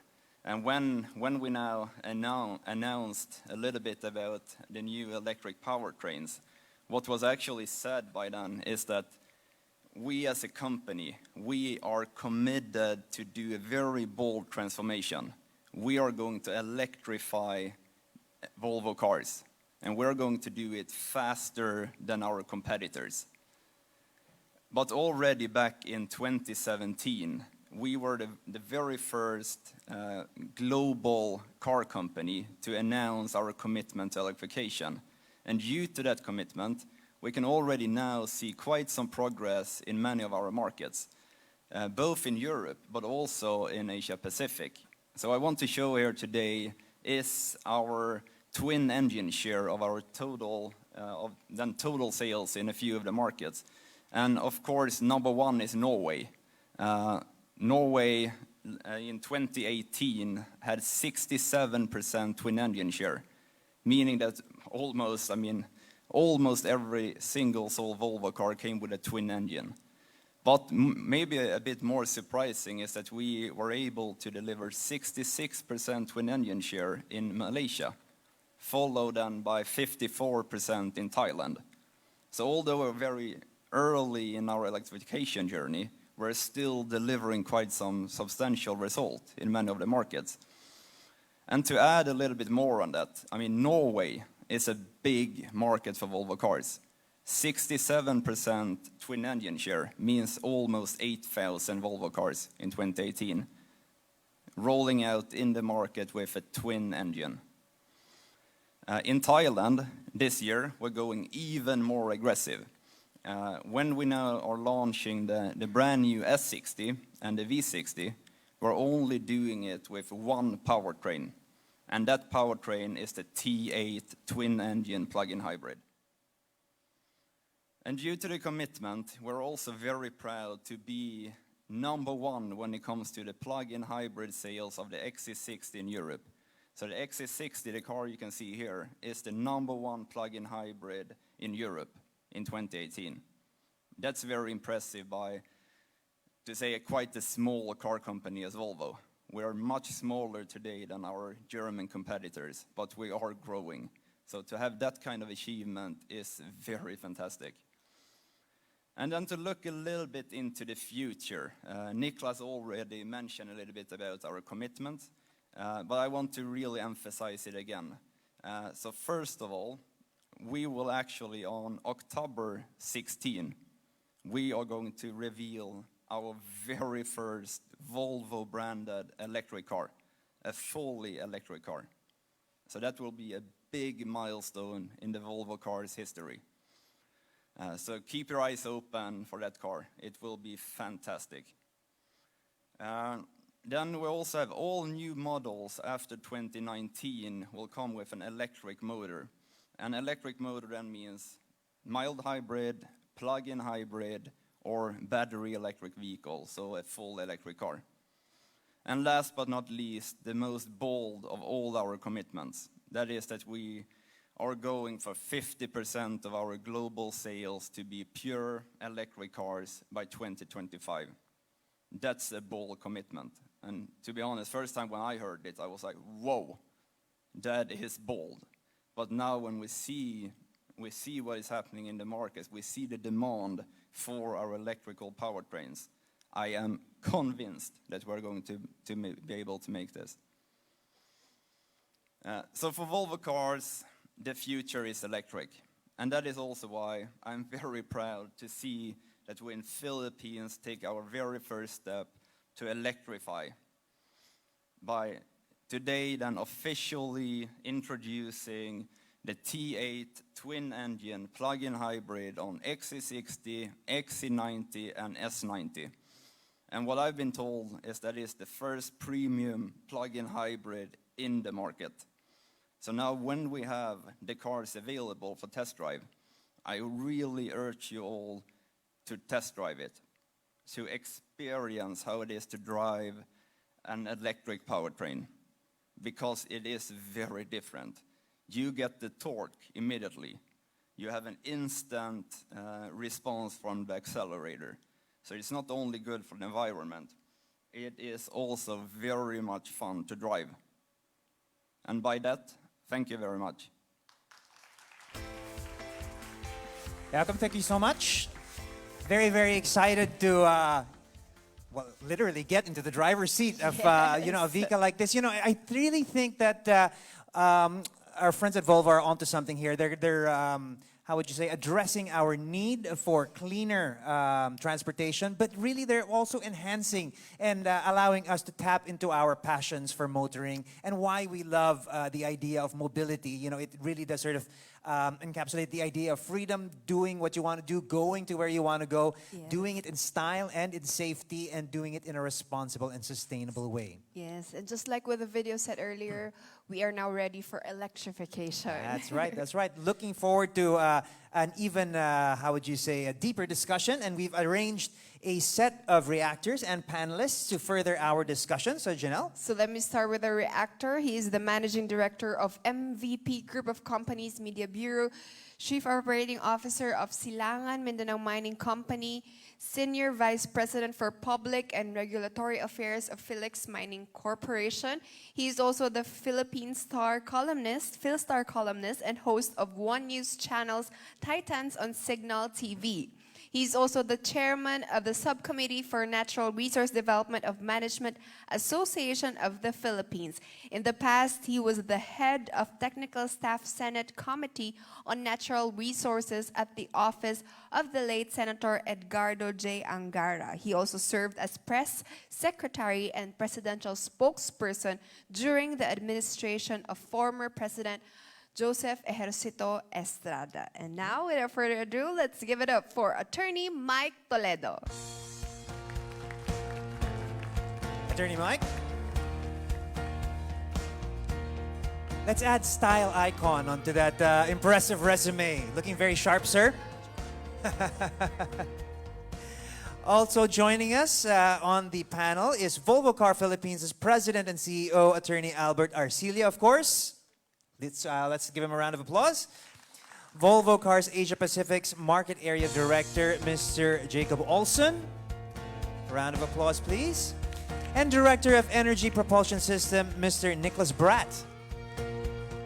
We also have with us PCA's President, Mr. Rene Pineda Jr., Clean Air Asia Transport Program Coordinator, Ms. Kathleen Dematera, to round off our set of panelists.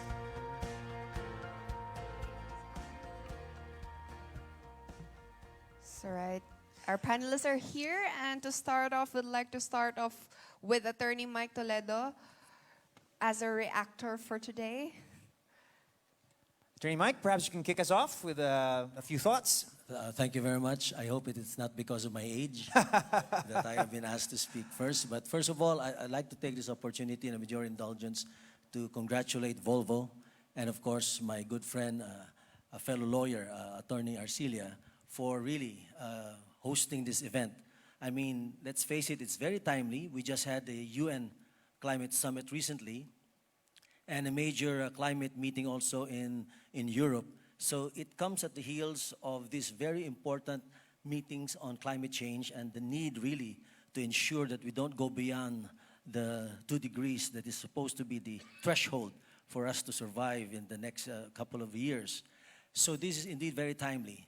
And I've listened to some of the discussions, and all I can perhaps at this point impart as far as the MVP group is concerned, for example, and Meralco in particular, we are very much concerned and involved when it comes to sustainable development, climate change concern. We are of the agreement that issues of climate change must be dealt with urgently and with sober approaches and with clear-headedness. These are crucial. Urgently and with clear-headedness in addressing these issues. If being impatient is usually not a virtue, but I think when it comes to climate change, it is a virtue because there's no time really left. We have to act now, and it's really good to know that Volvo is in the forefront. Because let's face it, it will take some time before we can really get rid of vehicles on the road. We still need it, and it's good that we have electric cars. Now, specifically, as far as Meralco is concerned, we have been in the forefront in providing what you call and supporting electric vehicles. We are the #1 distribution utility company in the Philippines. We would like to put up what you call energy vehicle charging stations, but as the law stands now, being a distribution utility, we cannot do that as of yet. But if the bill that is being passed by a forward thinker like Senator Win Gatchalian is indeed passed into law, then perhaps we can now work closely with government and with the private sector and with the academe in putting up these charging stations. But let me just add also by saying that we did put up one charging station sometime in 2013, if I'm not mistaken. If you get to visit Meralco, in Meralco Avenue and in the Ortigas area, the Ortigas-Mandaluyong area, then you will see that we have a charging station there. It serves as a charging station for the electronic or e-vehicles that we have that operates within Meralco, but at the same time, it also serves as a lab, a testing ground for the other innovations that we're trying to push. We have also launched, if I'm not mistaken, eSakay. It's a subsidiary. Sakay in Filipino or in English means ride. So it's called eSakay. And we have been doing we intend to do it commercially in the future, but this subsidiary recently was given a license by the Security and Exchange Commission, I think last year. And we are now plying the route for a couple of vehicles between Mandaluyong and Makati, passing to Jupiter. Now, we also did EVs with our clients, a number of our clients in BGC, like OneNet, We are also doing it with the academe. We introduced electronic vehicle shuttles in Ateneo. So if some of you are from the Ateneo, if you visit Ateneo, we have electronic shuttles there. Within Meralco, we have also the e-bikes, which we have been promoting for quite some time. So I will not bore you with the details, but let me just say that in a nutshell, from the private sector, we are, and from the Meralco group and from the MVP group, we are very much in line with the thrust of our government as well as of the world as a whole with respect to addressing climate change and carbon emission. In fact, our program now, while we are relying heavily now on coal-fired, supercritical, but perhaps what we call clean coal, we are, because as of the moment, and this is the reality, coal plants is still the cheapest for base load. Base load that's the basis, where you can really, you have the base load, the mid-merit, and the peaking. You need the base load to be ensured that your power is not interrupted. As of the moment, it is still coal, but we are slowly transitioning. We intend to transition. That's why we have invested heavily also in renewable energy, solar, and other forms. And eventually, we intend to slowly transition to eventually, maybe how many years down the line, to be zero carbon emission. So EV, electronic vehicles, and its charging is something that is very much in our goal within the Meralco group. Sounds good, Attorney Mike. Now, Janelle, of course, we're opening the floor, the floor to any questions that our guests might have to throw towards our panel. And maybe to sort of kickstart the discussion even further, or take the discussion even further, on the last point of Attorney Mike, the idea of, EVs being the solution. Kathleen, maybe you can jump in here. Have we sort of done the math? As there is more and more of a demand for electricity to power our electric vehicles, with more and more electric vehicles coming in. Have we done the math? More electric vehicles will mean more of a demand on electricity suppliers. Is it actually going to be cleaner to run electric cars, considering that we still have to draw power from we're still relying heavily on non-renewables at this point. And if more electric cars come on the market, we'll definitely have a bigger demand for electricity. Have we sort of measured what we can supply at the moment versus the benefit of running cleaner cars? Kathleen, or anybody else want to jump in on that idea? That's a very good question, because as it is, it's very negligible. But if we imagine that mobility will become electric, that's going to impact on energy, security, and energy supply. So renewable energy is really required in order that our view on, as it is now, is we're just transferring the pollution. But if you source your electric from coal, it's just being transferred from the streets to the main generator of the energy. So government has to take a look at this eventual transition in order to make energy secure and make energy available to the transition. But that transition is really inevitable. It's very inevitable. It's chicken and egg, so to speak. You don't know where to start, do we? Yes, but it's a good point to look at. That's why in the Electric Vehicle Alliance that I am part of, and Meralco is a partner, and Electric Vehicle Association of the Philippines, we are of the idea that the business modeling for battery charging, for example, be regulated as well. Because if it becomes loose, and if it's in the hands of the public, then some problems may occur.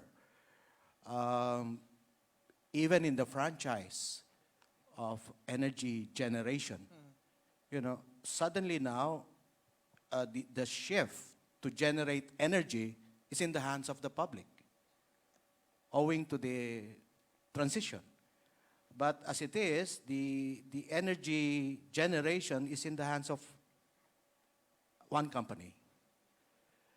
But this has value, and this has its merits because it's regulated. All policies are being made in order to make it secure. But if it's in the hands of the public, some problems may occur. You know, so we are of the opinion, I am personally of the opinion, that in order to make the transition more fluid and more acceptable, the batteries not included be the business model. When you buy an internal combustion engine, the gasoline is not included. But when you buy an electric vehicle, the batteries is included. And it's so expensive. But there has got to be an entity that now is, its main business is the battery, and it stores power and being regulated. That's our idea. And without the battery in the equation, it would make the unit more affordable.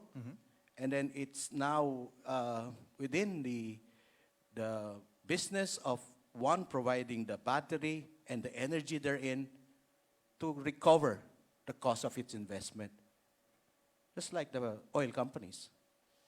That's very, but things are moving very, very quickly, Janelle. You know, just a few years ago, the idea of a solar panel system in an average home was something a little, lofty.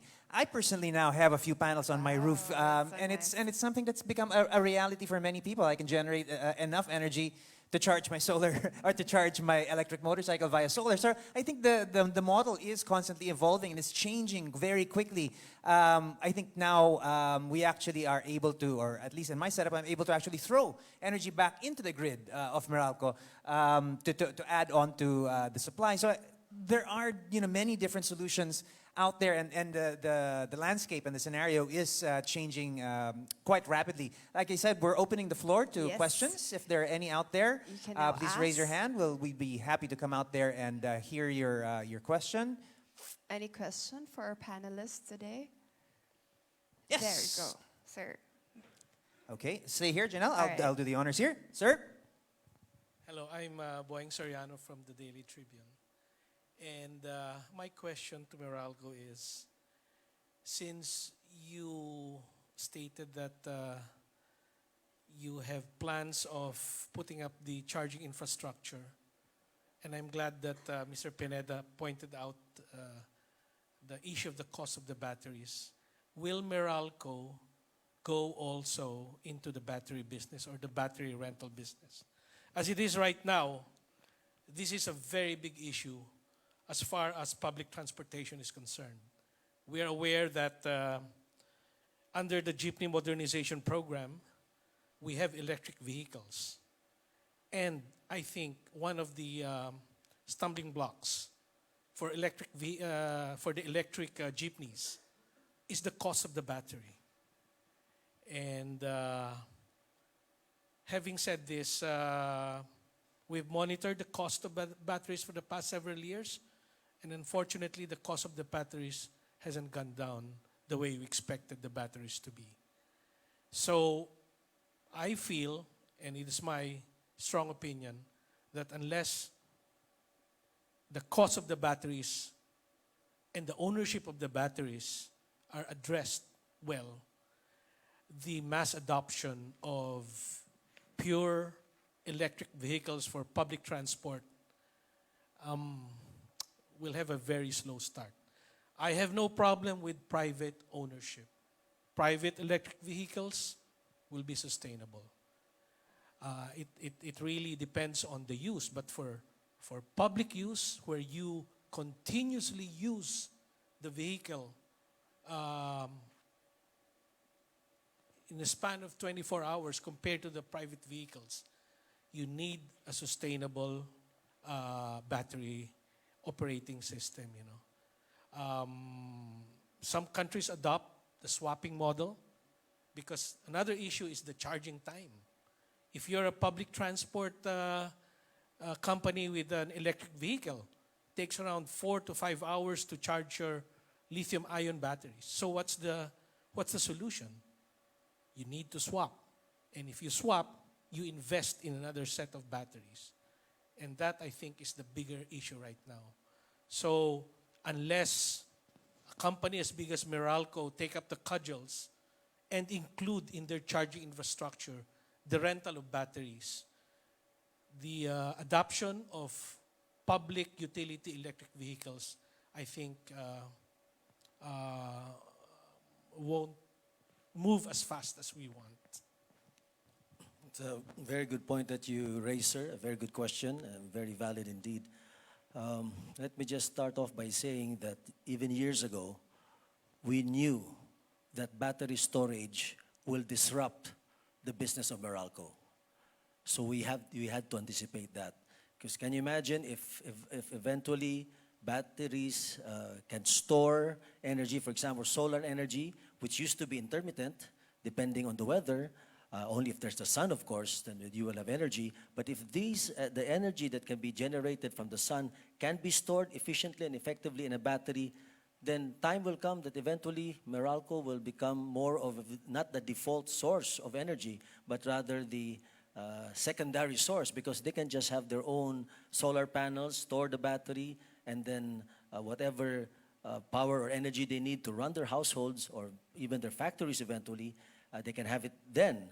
That is why knowing that battery storage and its improvement can disrupt the business model of Meralco as it is now, we are also looking seriously into battery research and battery storage, as well as also doing battery swapping in our EV stations. So these are being addressed by various subsidiaries under the Meralco Group. You have Spectrum, you have which does a lot of our renewables. Then the other companies that I mentioned, like Isakai and the other subsidiaries, are also addressing this issue. Because aside from, of course, helping the environment and addressing the concerns of global climate change, which is really a curse that is being addressed right now, we are also, of course, looking at business continuity. We don't want to become passé or be like the dinosaurs who will just disappear. That was sadly the fate of Kodak, if I may just digress a bit. Kodak just felt that they did not go into digital because they were doing fine, just printing, coming up with those films. In fact, in a board meeting, they presented it in the board meeting and say, look, why don't we also go digital? But the decision of the board then by Kodak was that, well, why should we do that? We're making so much money. If we put that will just compete with the business that's bringing in all the revenues and all the profits. So they did not. And we all know what happened to Kodak. They declared bankruptcy years ago. So same thing. It's business survival as well as the desire, of course, to help in the environment and to ensure that we are in line with the sustainable goals, not only of the government, but also of the world and the United Nations. Thank you very much.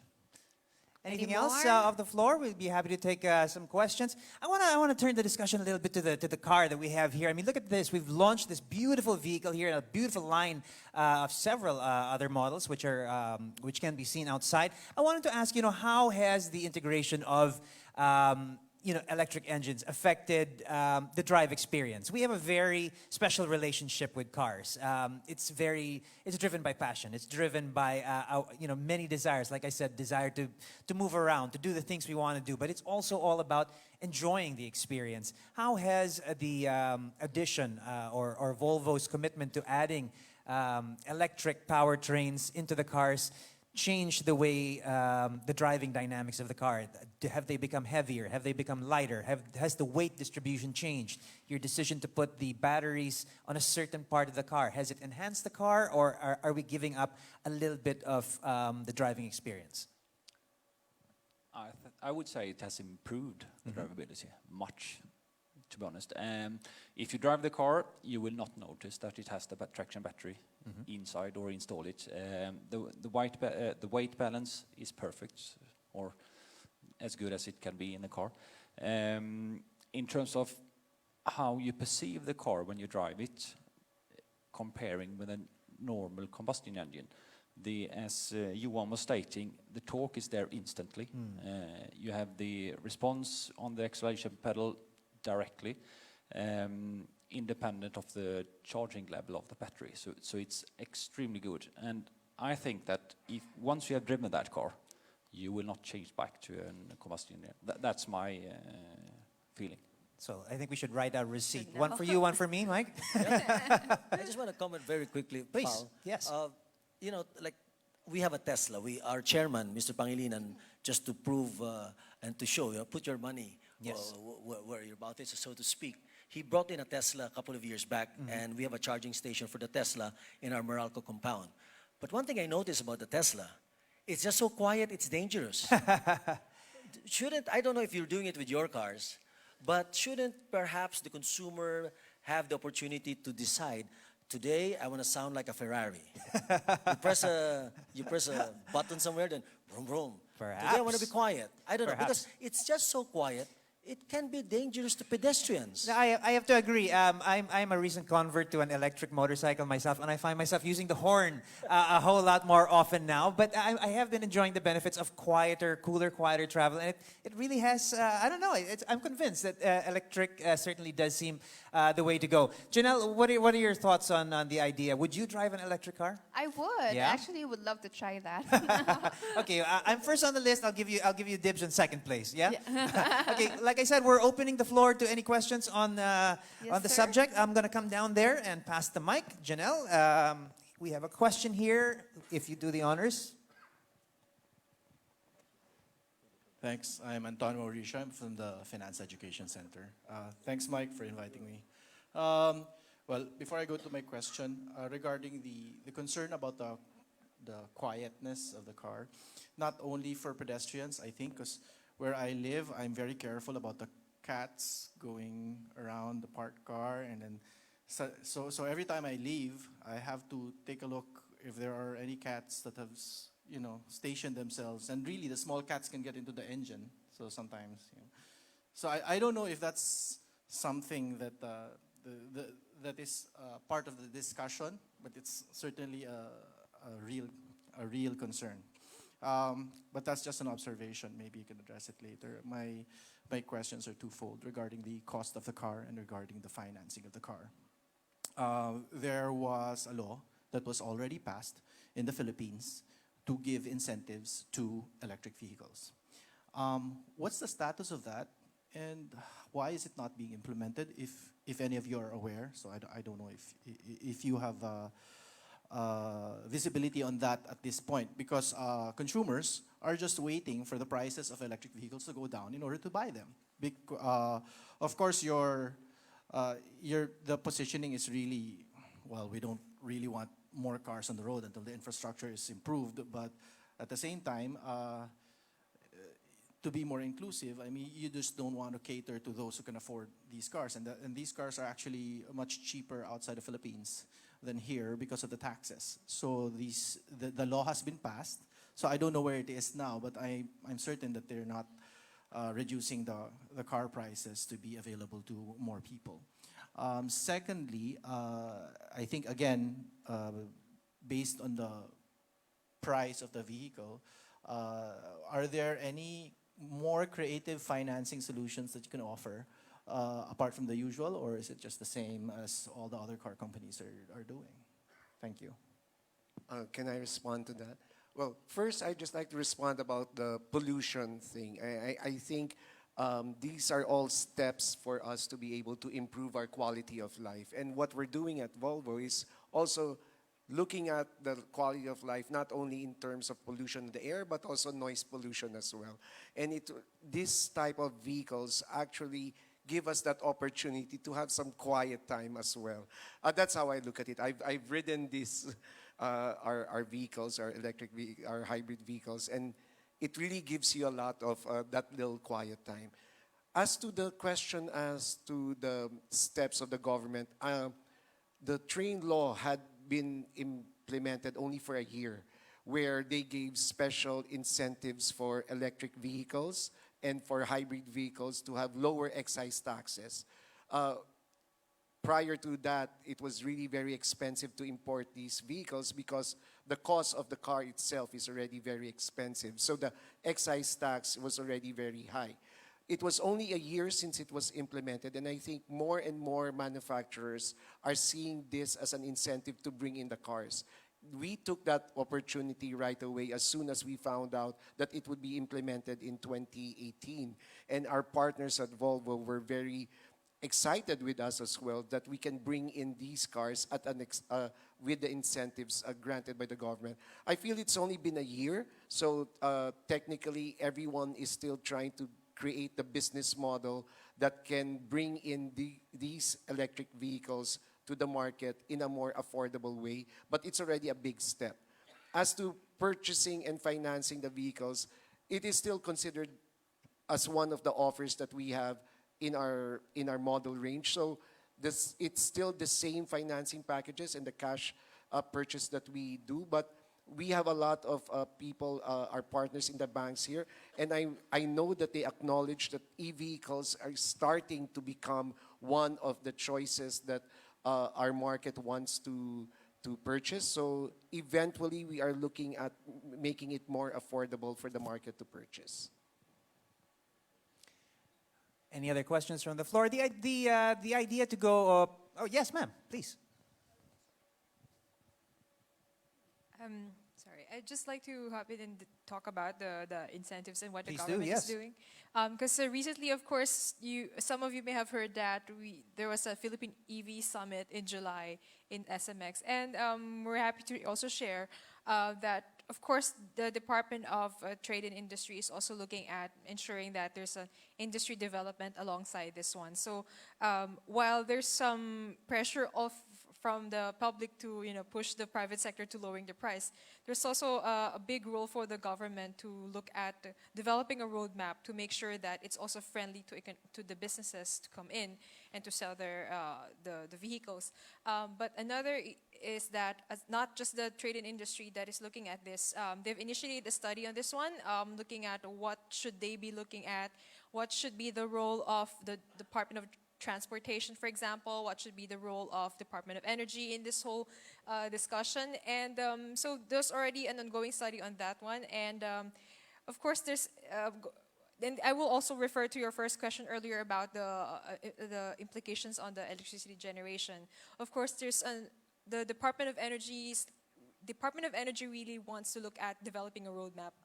Of course, they know that there will be some costs at the moment to the public on an air pollution, things like that, and from where the sources are coming from. But they really want to understand also, and it's not just because the private sector is making a bit bold commitments of what they want to do, and they know that they also have to have their they have this role of making also their bold commitments, like, okay, we're developing a roadmap that by this year we're going to make sure that our coal share, etc., will be lowered by this much. So they recognize this. All the key government agencies are actually looking at developing such a roadmap to make sure that the purchasing and the ownership and the cost of running such a vehicle, other non-fiscal incentives will also be put in place. But of course, that will take a lot of time. That will indeed take a lot of time. So that's.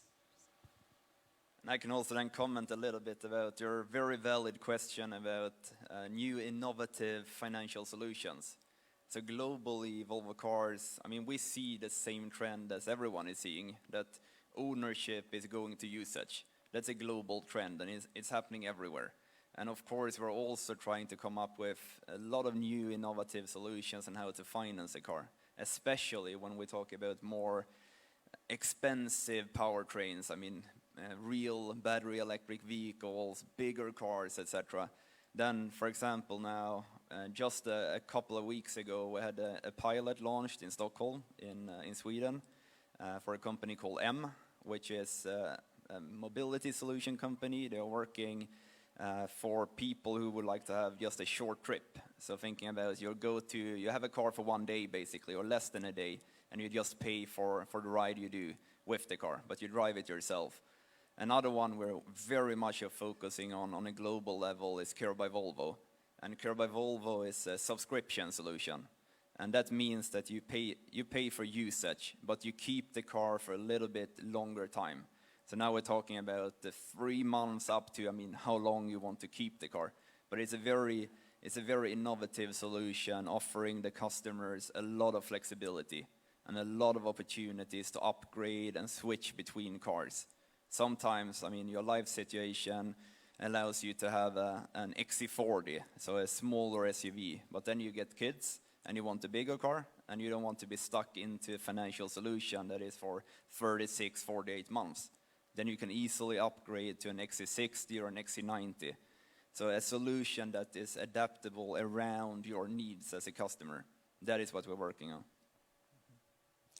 The situation is always changing. You start out with 2 kids, and then you get 4 kids, and then you can need a bigger car, right? What's the appetite for electric vehicles, Europe compared to Asia?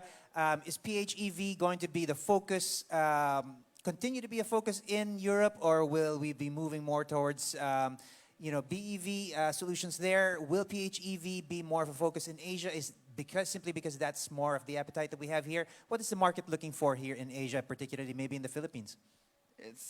Talking about starting from Europe, extremely high demand on the T8, the twin-engine plug-in hybrid. So it's a very fortunate situation where the demand is far beyond the supply of the car. That is also why we're so convinced that, the big ambitions we have with electrification, that's why we're so convinced that they are actually feasible, is something that we can reach. Because already today, we see the very strong demand.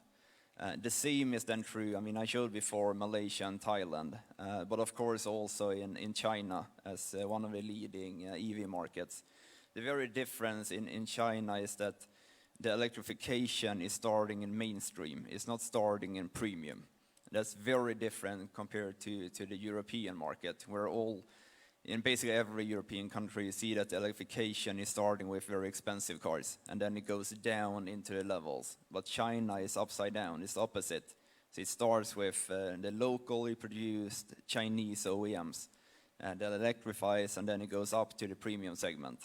But it is, generally speaking, a very strong demand for plug-in hybrids and electric cars. Mm-hmm. Anyone from the floor want to add anything? Anyone who wants to ask questions?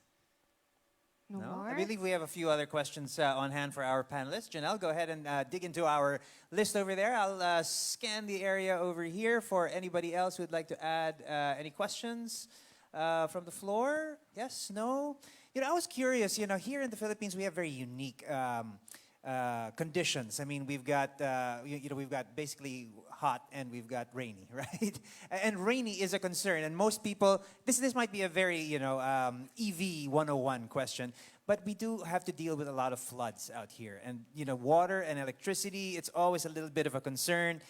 Has the car been designed to deal with the typical conditions that we might experience here in the Philippines, where floodwaters come about yay high, maybe? Is that a concern in terms of the engine design, propulsion design, or the design of the car in general? Any concerns in that department? I would say that it's designed as a normal combustion engine. So if you can fulfill and drive a normal combustion engine in these floody circumstances, you will be able to drive this car there as well. Mm-hmm. So nothing to be worried about when it comes to floods and EVs. Situation normal. I know for most of us, when the rainy season comes around, flooding is a little bit of a concern. Not to worry. Do we have something else, Janelle? Yeah, I think we asked them already. Unless our audience wants to ask any more questions. No more? One or two, maybe, Anything? from the floor? All right. No Well, more. let's give our panelists a last word here. We're giving you guys the opportunity to add something. Attorney Mike, maybe in closing, would you like to give us a last parting word? Is it because of age again? No, not at all. But really, again, I would like to take this opportunity to thank the organizers, especially you, Attorney Albert. Thank you so much for giving us the opportunity at the MVP group at Meralco to be able to share with you our programs, plans, vision and mission as far as sustainability is concerned.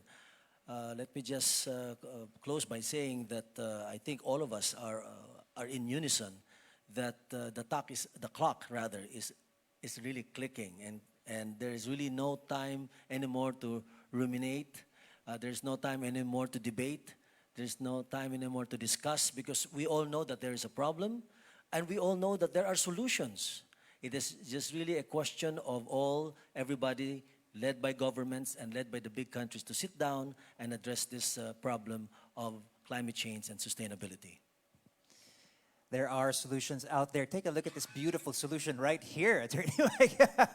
Well, perhaps on that note, Jacob can sort of give us a few more, or give us a parting word on what to expect from the T8, how we expect it to do here in the Philippines. We're really just launching this amazing new PHEV model, but what can we look forward to in the future? So I think we have a lot of things to look forward to. I mean, now we just start to see if the market is really ready for plug-in hybrids. I mean, as I said before, it's the first premium plug-in hybrid in market, and we need to see now if really the demand is there for it. But the first intentions are really strong. I mean, what I've been told and what I've seen, I mean, it's really there. And then if we can see that it's working, I mean, we have said that Volvo is going electric. It's no question about it. What we're going to do in the future and what we're working on now it's electric cars. We're moving in that direction. And already now, I mean, in the loop for next year, we have XC40 as a plug-in hybrid, so a smaller SUV that perhaps could also be a very interesting car for the market here. And then we move on with, you have mild hybrids, so what Nicholas mentioned, and then, of course, we go into the battery electric vehicles, so the fully electric cars. So we're very much looking forward to see, I mean, how the electrification journey can really speed up in Philippines. And as what we heard here before as well, I mean, the climate crisis, it's a real thing. And as a company, as a caring company, we are really committed to do whatever we can do. That's why we have Euro 6 engines in Philippines, although it's not really necessary to have. We take in electrical cars in the market. We really work on electrification, and we take care about the whole environment. So it is just the beginning. How about you, ma'am? Yes. Ms. Kathleen? Okay, final reactions. Just a quick note on the public's demand. There's like a funny commercial that I'm seeing on some of the streets elsewhere, not just in Manila, but that, you know, advertisements for electric vehicles is that, okay, no laws, no policies, no registration required, and things like that. It's, of course, for the public that it's a good thing, but I mean, that's a good thing for them, but okay, I can ask my 6-year-old son or 10-year-old son to drive around the electric scooter to buy something from the supermarket, but of course that's not safe. So we want to make sure that, we want to see, of course there's a demand from the public to try out the electric 2- and 3-wheelers, electric 4-wheelers, electric vehicles generally, but there's a great importance for us to make sure that there's a stakeholder engagement and capacity building. Of course, I'm talking here from the NGO perspective and what we have been seeing in whenever we talk to the private sector, whenever we talk to the public, whenever we talk to the vehicle manufacturers, etc. But there's some gaps in the policies that we have to really look at and support the government in implementing and enforcing. And a large fraction of that will perhaps be on the side of, we heard about the battery swapping stations, and therefore we see that there's a need for the local government units, the transport planners, and the private sector to talk in one table and see, like, okay, how are we going to develop such an infrastructure here in Manila? There's a lot of technologies, a lot of approaches, a lot of solutions that are already out there, a lot already being done in Europe, in some parts of Asia, mostly in the developing countries. But we need to start looking at the transferability of those solutions in Manila and see how we can best adopt them. And it's important to really support not just one sector, but also the national and the local governments in doing this, because they're also what we see is that they know that, oh my gosh, they're coming in, but what are we gonna do? It's like in Filipino they're shocked or gulat, gosh, we have kick scooters now. What are we gonna do with them? They don't usually know. So it's important to really engage different stakeholders and put them on one table and discuss like what are the solutions forward. So that's Very well said, Ms. Kathleen. Mr. Rene? Yes, first of all, I would like to thank Volvo for partnering with us in this forum. Thank you for accepting our invitation to become part of the Partnership for Clean Air. And we are proud that you are into electric, because our main advocacy is clean air. So we wish to work further with you in order that we can really help the Philippines transition to becoming fully electric, starting with the public sector, like buses, the high volume mobility. Again, if there's no one that will be charged with having to put the right policies in place, meaning you are left on your own devices to produce the car, to sell the car, and the government is not doing anything, incentives here, incentives there, it's not enough. Someone has to play a role. Like batteries, the waste issue is another issue. If this is in the hands of the public, so where would this go? So it doesn't stop there.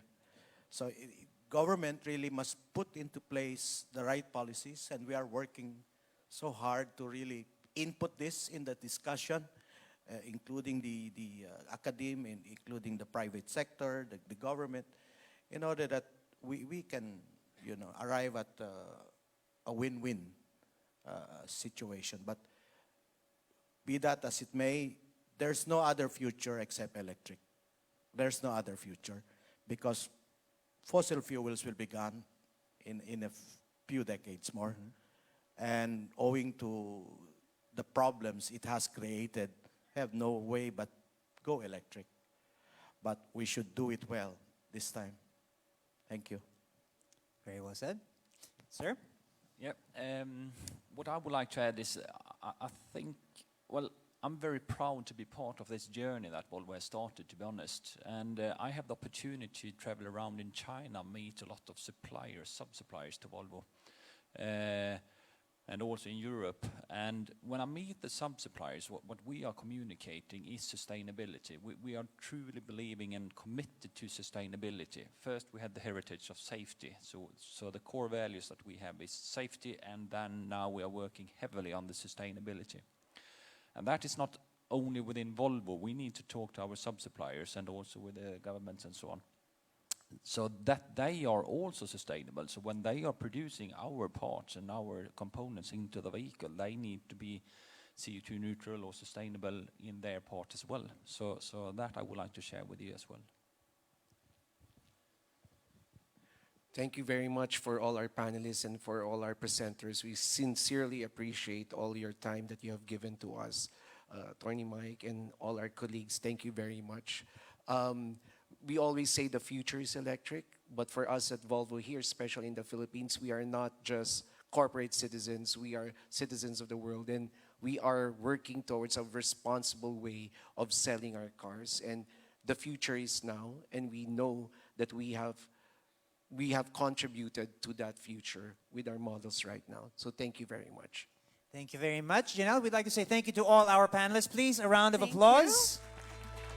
Very interesting discussion that we had there. Very stimulating. I think it's really just a good starting point for... But stay there first, because we'll have a group photo up. I know. Looking forward, no, Sir Mike? We'd like to invite our panelists for a quick photo op. Perhaps here near the car. Yeah, with the car.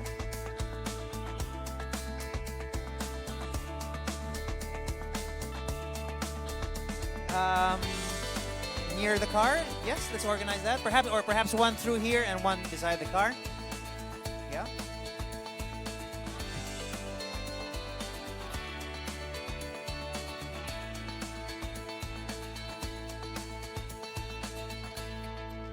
Right, let's get that picture.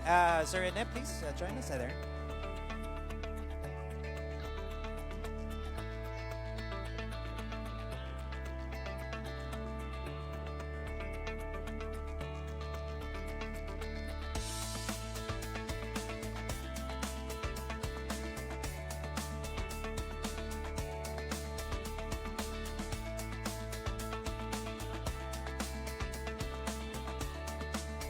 Thank you so much. Perhaps we can gather around the car for one.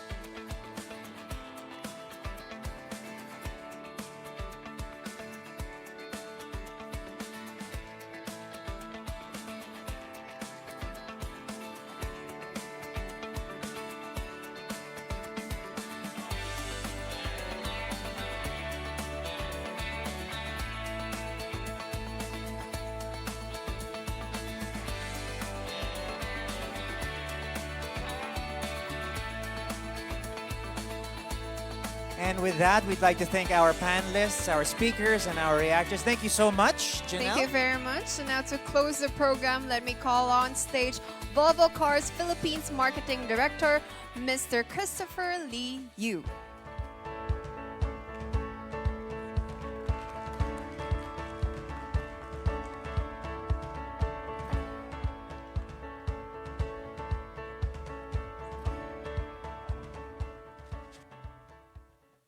Environment and sustainability. Current conditions of our air quality, emissions, and their effect on our environment and on our health. All the discussions we've had today show just what pressing a matter this is. How we are able to adapt this technology in our Philippine setting really will tell how Volvo will move forward in the industry. Just like you and me and all of the panelists who were here today, Volvo is genuinely driven to be not just part of, but to move the global movement in changing the world for the better. We remain true with our values of omtanke, of creating cars that are not just safe and not just valuing the enjoyment of our customers, but we design cars that care for the environment. While it is true that cars contribute to climate change, Volvo did not allow that roadblock to hamper our desire to produce a more holistic and a more sustainable driving experience. Instead, knowing fully well how automobiles affect our environment, Volvo has relentlessly sought ways to initiate and to mitigate the environmental impact cars make.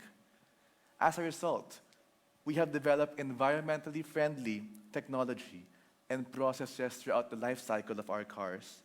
So much that we have promised to put 1 million electrified vehicles on the road by 2025. Safer for you, safer for the world around you. And it did not just start now. Even in the 70s, our colleagues earlier shared that Volvo had their first EV in the 70s. Aside from that, Volvo has been working on environmental impact since the 70s. If you automotive enthusiasts know about your oxygen sensor and your three-way catalytic converter in all cars now, guess which brand started that trend? That's right.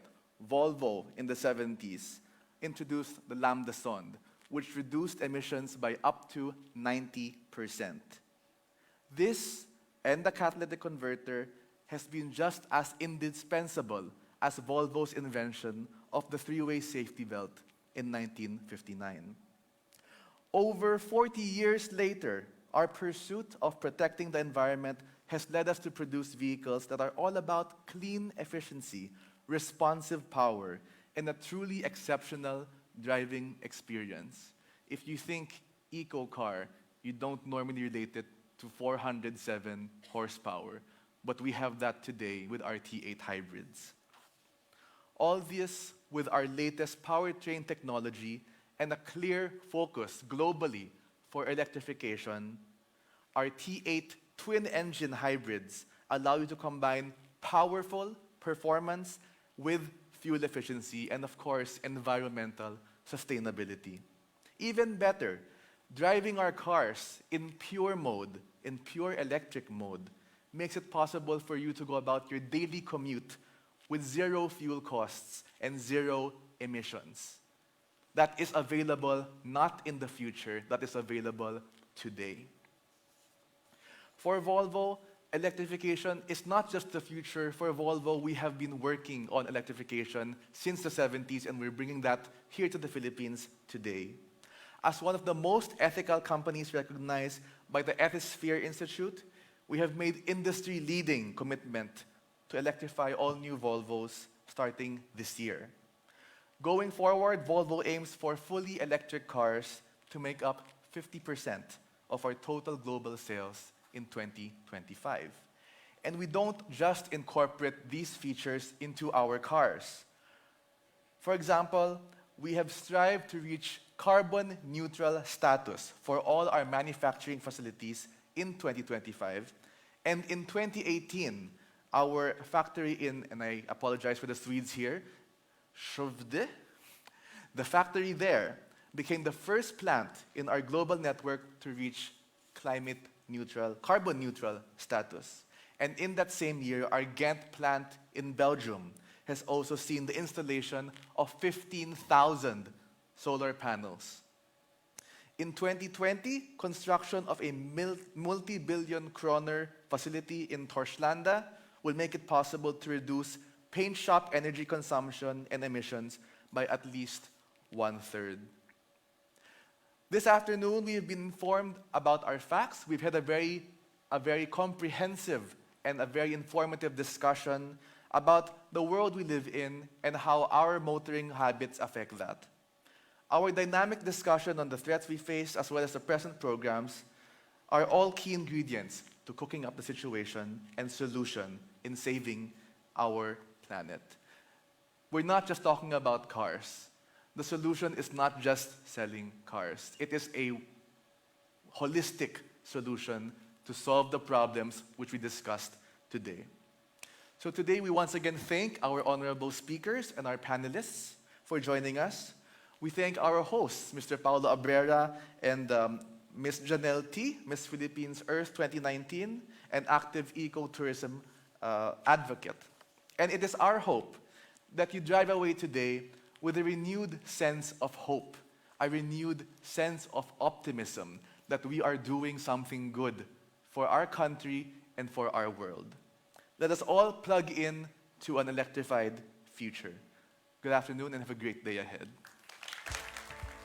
Thank you so much, Chris.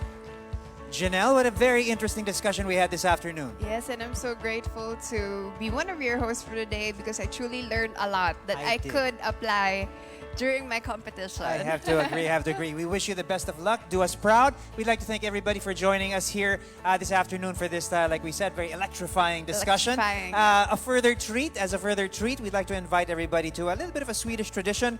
Fika means taking a relaxing coffee and pastry break, and I'm hoping that the discussion continues even further there. Janelle, thank you so much. It was a real pleasure sharing the stage with you, and thank you everybody for being here with us for this discussion. Please join us outside for some coffee and a little bit more of discussion. Thank you so much and enjoy the rest of your afternoon. Thank you.